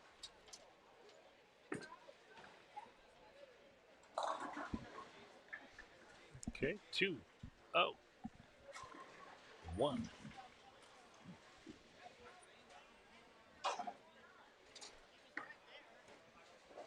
How many cheese curds do you think these kids are going to eat tonight? I don't know. I've eaten a lot of cheese curds this weekend You already. I have. think I'm curded out. You can't be cheese curded out. No, but I am. You haven't tried squeaky cheese. None of us have tried the cold squeaky cheese. Oh, okay. I have not tried that. Nice shot. Thanks for hanging out with us all day. As we mentioned, we will be back tomorrow. Can't wait. 10 more games. Yep. We brought you a 300. We brought you a 297 today. I mean, that's What pretty more good. do you want? Yeah, this is all we can do. That's pretty good. This is, usually we're watching struggling on the live stream pair, and Not this today. tournament. Not today. This one they've got. And the pattern tomorrow gets a little longer, a little more volume. So it's. You think it'll be more scores? I think there will.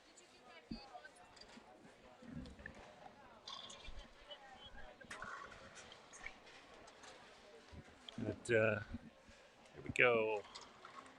Monty to close us out here. Monty and Bo. Whoops. Yeah, I know the feeling. I know the feeling. I do too. We all do. Know the feeling. We've been there, Monty. We have been there. Bo. This is just, it's like, I'm done. Get me out of here. It left his hand and he was like, ugh. Which is the same way I feel sometimes. Just, the ball gets off your hand and you're like, gah. All right, Monty is going to finish us out. Come on, give us a 0 spare just for fun. He does. Oh, yes. Oh, we got a bonus ball. All right, come on, Monty. Let's go. I'm in. I'm rooting for him. I know, me too.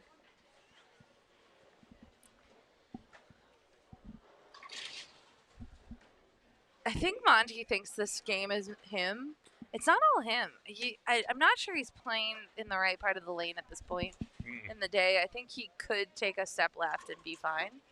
But that's just me because he has a little bit, he has some rev, right? Oh, I think he did take a step left. Ooh, take more left. Come on, more left. Just got to get it in front of him and not sideways. Tuck the elbow. Yes. There we go. Yes. Yeah. Let's go. All right. That's how you close out the live stream right there. With that, we are done. We will see you all tomorrow morning. 9 a.m. You've been watching the 2026 Super Slam Wisconsin. The Super Slam Wisconsin would not be possible without the generous donations from our sponsors: Storm Bowling, Cool Wick, PBA Junior, KEGEL, Turbo 2-in-1 Grips, 3G Shoes, Ray's Eyewear, Ballard's Bowling Academy, Master Industries, Quality Respite and Home Care, and by TD Transportation. Special thanks to the official scoring system of the Storm Youth Championships, Bowlmetrics. The preceding was produced exclusively by Storm Bowling. For more information on upcoming events and more, please visit stormbowling.com. Once again, thanks for watching.